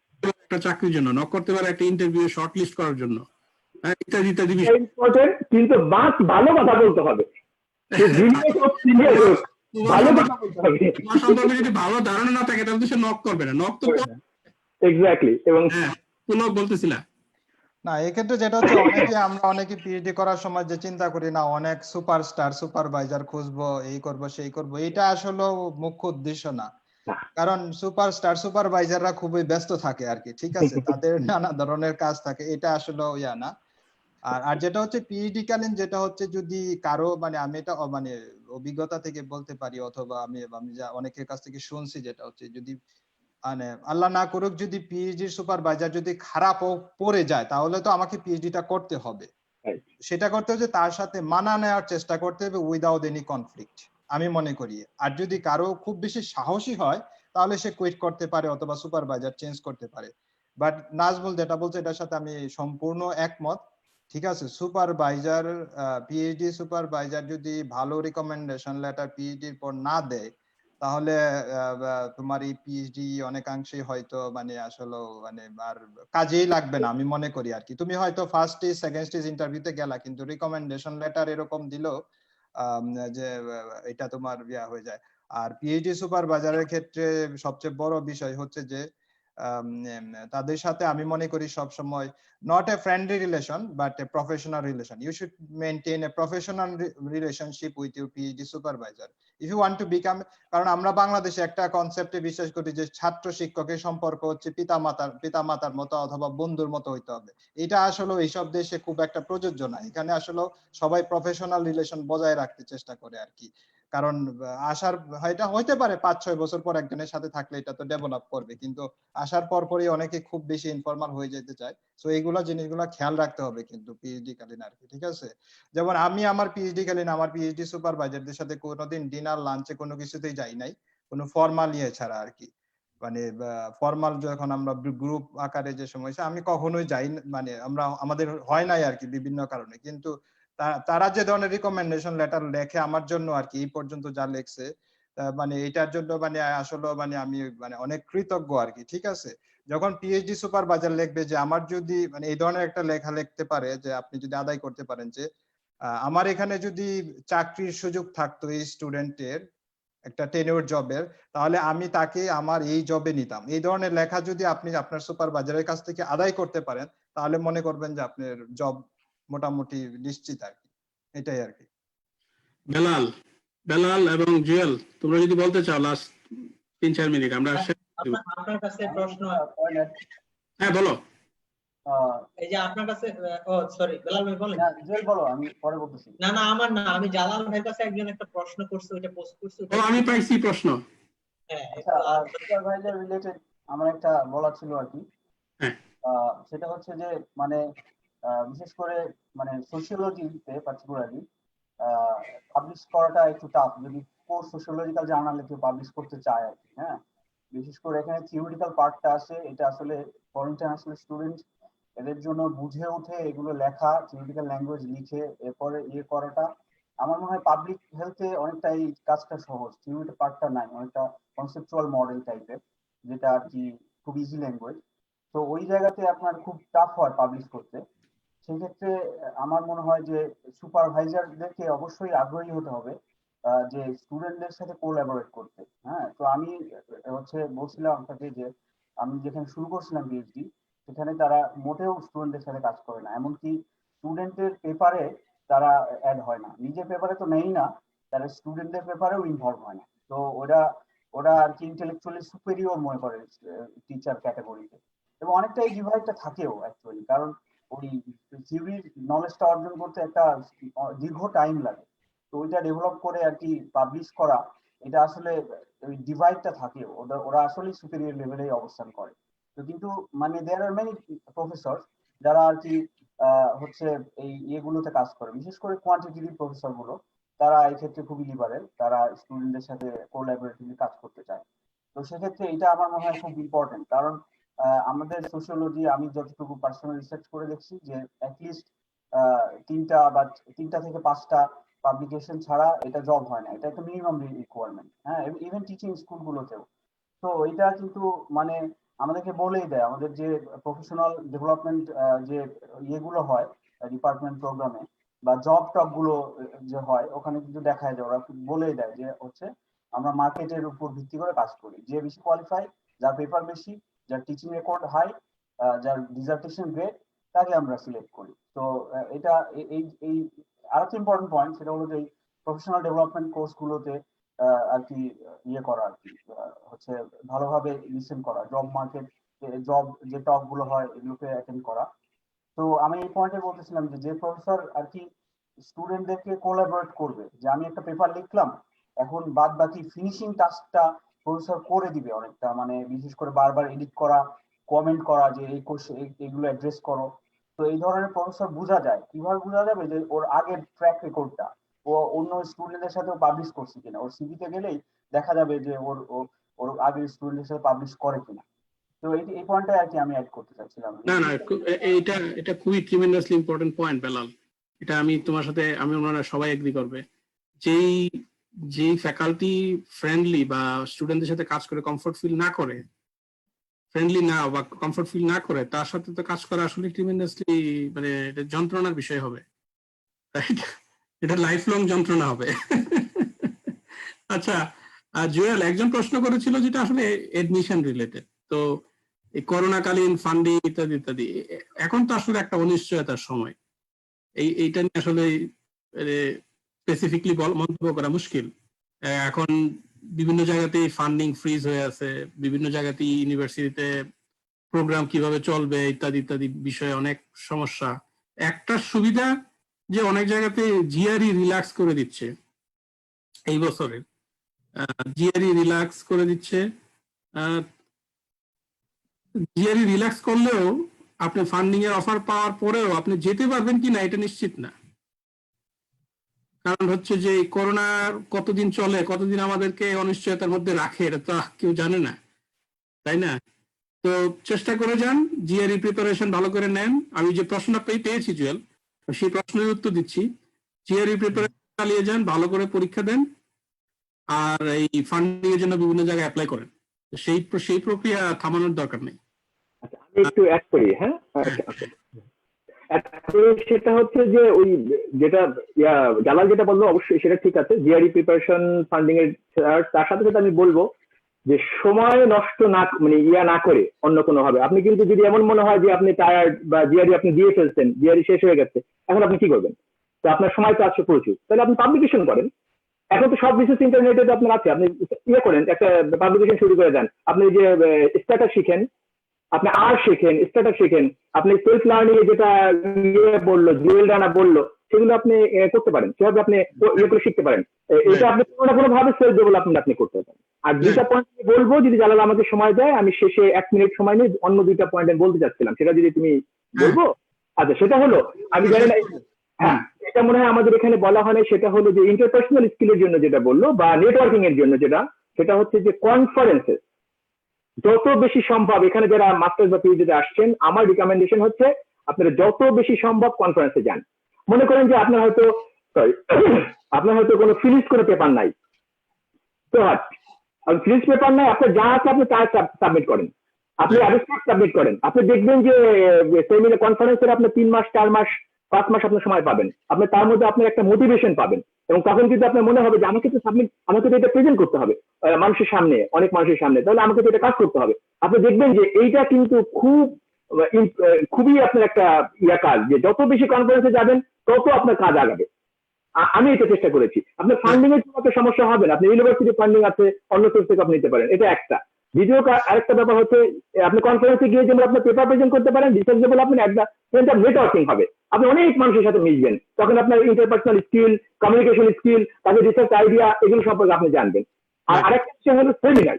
প্রতিটা গ্রাজুয়েট স্কুলে, আমি জানি না, মানে আমার ইউনিভার্সিটি আমি জানি, আমাদের প্রোগ্রামে যেটা হতো, প্রতি শুক্রবারে, প্রতি সেমিস্টারে প্রতি শুক্রবারে, আমাদের শুক্রবার বা এনি ডে আর কি, একজন গেস্ট ইনভাইট করা হয়, যে ডিস্টিংগুইশ রিসার্চার বিভিন্ন ইউনিভার্সিটি থেকে স্কলারদের আনা হয়, তারা আমাদেরকে কোনো পেপার প্রেজেন্ট করে এবং তারপরে স্টুডেন্টদের সাথে অ্যাপয়েন্টমেন্ট হয় তাদের, আমাদের আগে থেকে অ্যাপয়েন্টমেন্ট হয় যে আমি তার সাথে কথা বলবো যে সেই গেস্টের সাথে। এইভাবে কিন্তু আপনি নেটওয়ার্কিং করতে পারেন, যে আপনি যত ইয়ে আসবে, আপনি একটা ভিজিটিং কার্ড আপনি করে ফেলতে পারেন, ভিজিটিং কার্ড আপনার মাস্টার্স বা পিএইচডি হোয়াটএভার, আপনি তাকে একটা কার্ড দিলেন, তার সাথে কথা বললেন, আপনার জব প্রসপেক্ট সম্পর্কে তার সাথে কথা বললেন, তাকে আপনার রিসার্চ আইডিয়া বললেন, এমন হতে পারে সে আপনার সাথে কোলাবোরেশনে কাজ করতে পারে। বা কোনো একটা সময় আপনি হু নোজ যে আপনি যখন জব মার্কেটে যাবেন, এই ভদ্রলোক জব মার্কেট ইন্টারভিউতে আছে, বোর্ডে আছে, রাইট দেখেন। তো এটাও আমার একটা রিকমেন্ডেশন আর কি। Thank you Nazmul, thank you. Jewel, তোর যদি ফাইনাল কোনো কমেন্ট থাকে। হ্যাঁ, ফাইনাল তো আমি একটু বলতে চাচ্ছিলাম, বুঝাচ্ছিলাম আর কি। শিওর জুয়েল, তুমি বেশি হয়ে গেলে মাফ করে দিয়েন, ঠিক আছে? মানে একটু বলি আর কি। না শিওর। ফার্স্ট যেটা হলো যে স্টিভ জবস এর কথার মতো স্টে ফুলিশ স্টে হাংরি, যে কথাটা সবচেয়ে হলো মানে বোকা থাকতে হবে। আমাদের বাঙালিদের মধ্যে যে সমস্যাটা, আমরা খুব চালাক হইতে চাই সবকিছুতে। একটা ইমেল লিখতে হবে প্রফেসরের, খুব চালাকি করে চতুরামি করে এমন কিছু লিখবো। তেল যদি নরমাল সোয়াবিন হয় আর সেটা যদি অলিভ অয়েল হয়, এই দুটো ডিফারেন্স আছে। সো তেল দিতে হইলে অলিভ অয়েল দিতে হবে, খাইতে হলেও যেমন অলিভ অয়েল বেটার সোয়াবিনের চেয়ে। তো সেই ক্ষেত্রে সেটা হইতে হবে। ঠিক সব জায়গাতে এরকম চালাকিটা না, অনেস্টিটা, আপনি সুপারভাইজারের বা প্রফেসরের কি পড়ছেন, কোনটা দেখছেন, কোনটাতে ইন্টারেস্ট, আপনি এটা অন্তত মনে রাখতে হবে যে আপনি চালাক হইতে পারেন, কিন্তু যে মানুষটা বোকা, সেই মানুষটা বোকাটা আপনার চালাকিটা বুঝতে পারে। সেই জন্য চালাক না হয়ে সিম্পল থেকে, বোকা থেকে প্রথম যে জিনিসটা হলো আপনার মধ্যে এই অনেস্টি এবং ইন্টিগ্রিটিটা ডেভেলপ করতে হবে। এটা যদি ডেভেলপ না করেন, এই যে যতজন আমরা কথা বললাম নেটওয়ার্কিং, আপনাকে জালাল ভাই একটা ব্যাপারে কো-অথর হিসেবে নিবে না। আপনার যদি হার্ড ওয়ার্কিং ক্যাপাবিলিটি না থাকে, জালাল ভাই দ্বিতীয় দিনে আপনার ইমেলে রিপ্লাই দিবে না। আপনি যে আইডিয়াটা তার সাথে শেয়ার করতেছেন, ওইটা যদি আরেকজনের কাছ থেকে চুরি করা হয়, তাহলে জালাল ভাই এটা সঙ্গে সঙ্গে বুঝা যাবে। তার মানে হলো পরের দিন আপনার তার সাথে যে সম্পর্কটা, এই সম্পর্কটা কিন্তু বন্ধ হয়ে যাচ্ছে। এইরকম, এটা শুধু তার সাথে না, ঠিক এইভাবে আপনার যে ফার্দার সম্পর্কগুলো বা আপনি নিজে যে সামনে আগাইতে চান, সেই আগানোটা আর আগানো হবে না। তো সেই ক্ষেত্রে এই জন্য চালাক না হয়ে আমাদের যে অনেস্ট এবং ইন্টিগ্রিটিটা থাকতে হবে। আমাদের টাইটেলটা যেমন আজকে, গ্রাজুয়েট প্রোগ্রামে সফল হতে হলে কি করতে হবে? সফল হইতে হলে 1 নাম্বার অনেস্ট হইতে হবে, 2 নাম্বার ইন্টিগ্রিটিটা থাকতে হবে, 3 নাম্বার সবাই আমরা যেটা কথা বললাম, নিজেদের মধ্যে যে প্যাশন, আপনি সেটা শিখতে চান কিনা, করতে চান কিনা, সেটা আপনার জন্য কিনা, সেই প্যাশনটা আপনার মধ্যে আছে কিনা, এবং সেই অনুযায়ী, সেই রিকোয়ারমেন্ট অনুযায়ী প্রতিনিয়ত আপনাকে আপডেটেড করতে হবে। এবং সেটা যদি পার্টিকুলারলি যদি আপনি হেলথ সায়েন্সেস, এপিডেমিওলজি বা পাবলিক হেলথে যান, সেক্ষেত্রে আরো বেশি সেকেন্ডে সায়েন্স ইজ চেঞ্জিং। সো আপনি যদি অ্যাকোমোডেট করতে না পারেন, আপনি যদি আপডেট করতে না পারেন নিজেকে, প্রতিনিয়ত নিজেকে যদি আরো বেশি ফিনিশিং না দিতে পারেন, তাহলে আপনার কোনো বেল নাই, এবং don't waste that time for that. So এই জন্য যেটা হলো যে আপনাকে সবসময় নিজেকে আপডেট করা, নিজেকে স্কেল আপ করার এই দক্ষতাটা এবং মেন্টালিটিটা এবং এই হার্ড ওয়ার্কিংটা সবসময় থাকতে হবে। এবং এটার জন্য মূল যে জিনিসটা হলো সেলফ লার্নিং। এই সেলফ লার্নিংটা খুবই ইম্পর্টেন্ট, এবং সেলফ লার্নিং একটা বিহেভিয়ার লার্নিং হইতে পারে, কোলাবোরেশন লার্নিং হইতে পারে। আপনার মধ্যে যখন আপনি অনেস্টিটা এস্টাবলিশ করবেন, নিজে জাহির করার জন্য না, আমি বলতেছি আমি ছোট মানুষ হিসাবে আমার সাথে তাইওয়ানের যে ন্যাশনাল এনভায়রনমেন্টাল সায়েন্স ডিপার্টমেন্ট আছে, তাদের যে আরসিটি, তারা 17 বছর ধরে যে এক্সপেরিমেন্টাল রিসার্চ চালাচ্ছে, সেই ডেটা আমার সাথে without any password they shared, and they believe in me যে Jewel will lead a project based on that, and we need Jewel. That's integrity and honesty. They see in me, they believe me, and I'm working with that. Similarly, আমি যদি বলি, আমি Chicago ইউনিভার্সিটির সাথে কাজ করি, তাদের ঠিক এরকম একটা 20 বছরের ট্রায়ালের ডাটা সেটা আমার কাছে থাকে, আমি কাজ করতেছি এখান থেকে, আমি প্রজেক্ট ক্রিয়েট করতেছি। এই সবগুলো হলো কোলাবোরেশন। আমার প্রথম কোলাবোরেশন শুরু হয় আমার কলিগকে দিয়ে, শাহরিয়ার নাম, ইস্ট ওয়েস্ট ইউনিভার্সিটি, আমরা দুজন একসঙ্গে শুরু করি। আমার সেকেন্ড কোলাবোরেশন হলো জালাল ভাই, যার সাথে হাত দিয়ে যে বলছি, ভাই আমি একটা 5 বছরের পেপার করতে চাই, you have to help me. Ultimately সেই এক পেপার করতে যায়, পেপার হয়তো বা ফাইনালি শেষমেশ পাবলিশ হয়েছে অনেকদিন পর, কিন্তু আমরা ভালো জায়গায় পাবলিশ করছি, ইতিমধ্যে সেই পেপার 4-4টা সাইটেশন হয়ে গেছে, 1 বছর হয় নাই পাবলিকেশনের, পেপারও খুব ভালো হয়েছে, এবং আমার যে শেখা হয়েছে ওই এক পেপার দিয়ে, এবং তারপরে আরেকটা তার সাথে কো-অথর পেপার হওয়ার পরে আমি এখন নিজে একটা পেপার ডিজাইন করতে পারি, একটা আইডিয়া ডেভেলপ করতে পারি। তো এই জিনিসটা কি আমি তার কাছে, এই যে সে যে আমাকে নিল, নেওয়ার পরে যে তার কাছ থেকে এমন না যে সে হাতে ধরে ধরে প্রতিদিন বলে দিচ্ছে জুয়েল এই যে এটা এখানে রেকর্ড করে এমনি ইয়া করবা, বলছে জুয়েল এই যে এটা এমনি করে তুমি আমার এটা দেখতে পারো, তুমি এটা দেখে শিখতে পারো বা করতে পারো, এই যে এই জিনিসটা দিলে এইটাই এনাফ, এর চেয়ে বেশি কিছু এক্সপেক্ট না করে সেই জায়গা থেকে ইউ হ্যাভ টু স্টার্ট এবং you have to develop yourself. এবং বারবার আমি আবারও বলি, it's honesty, integrity, hard work and passion only that can help you.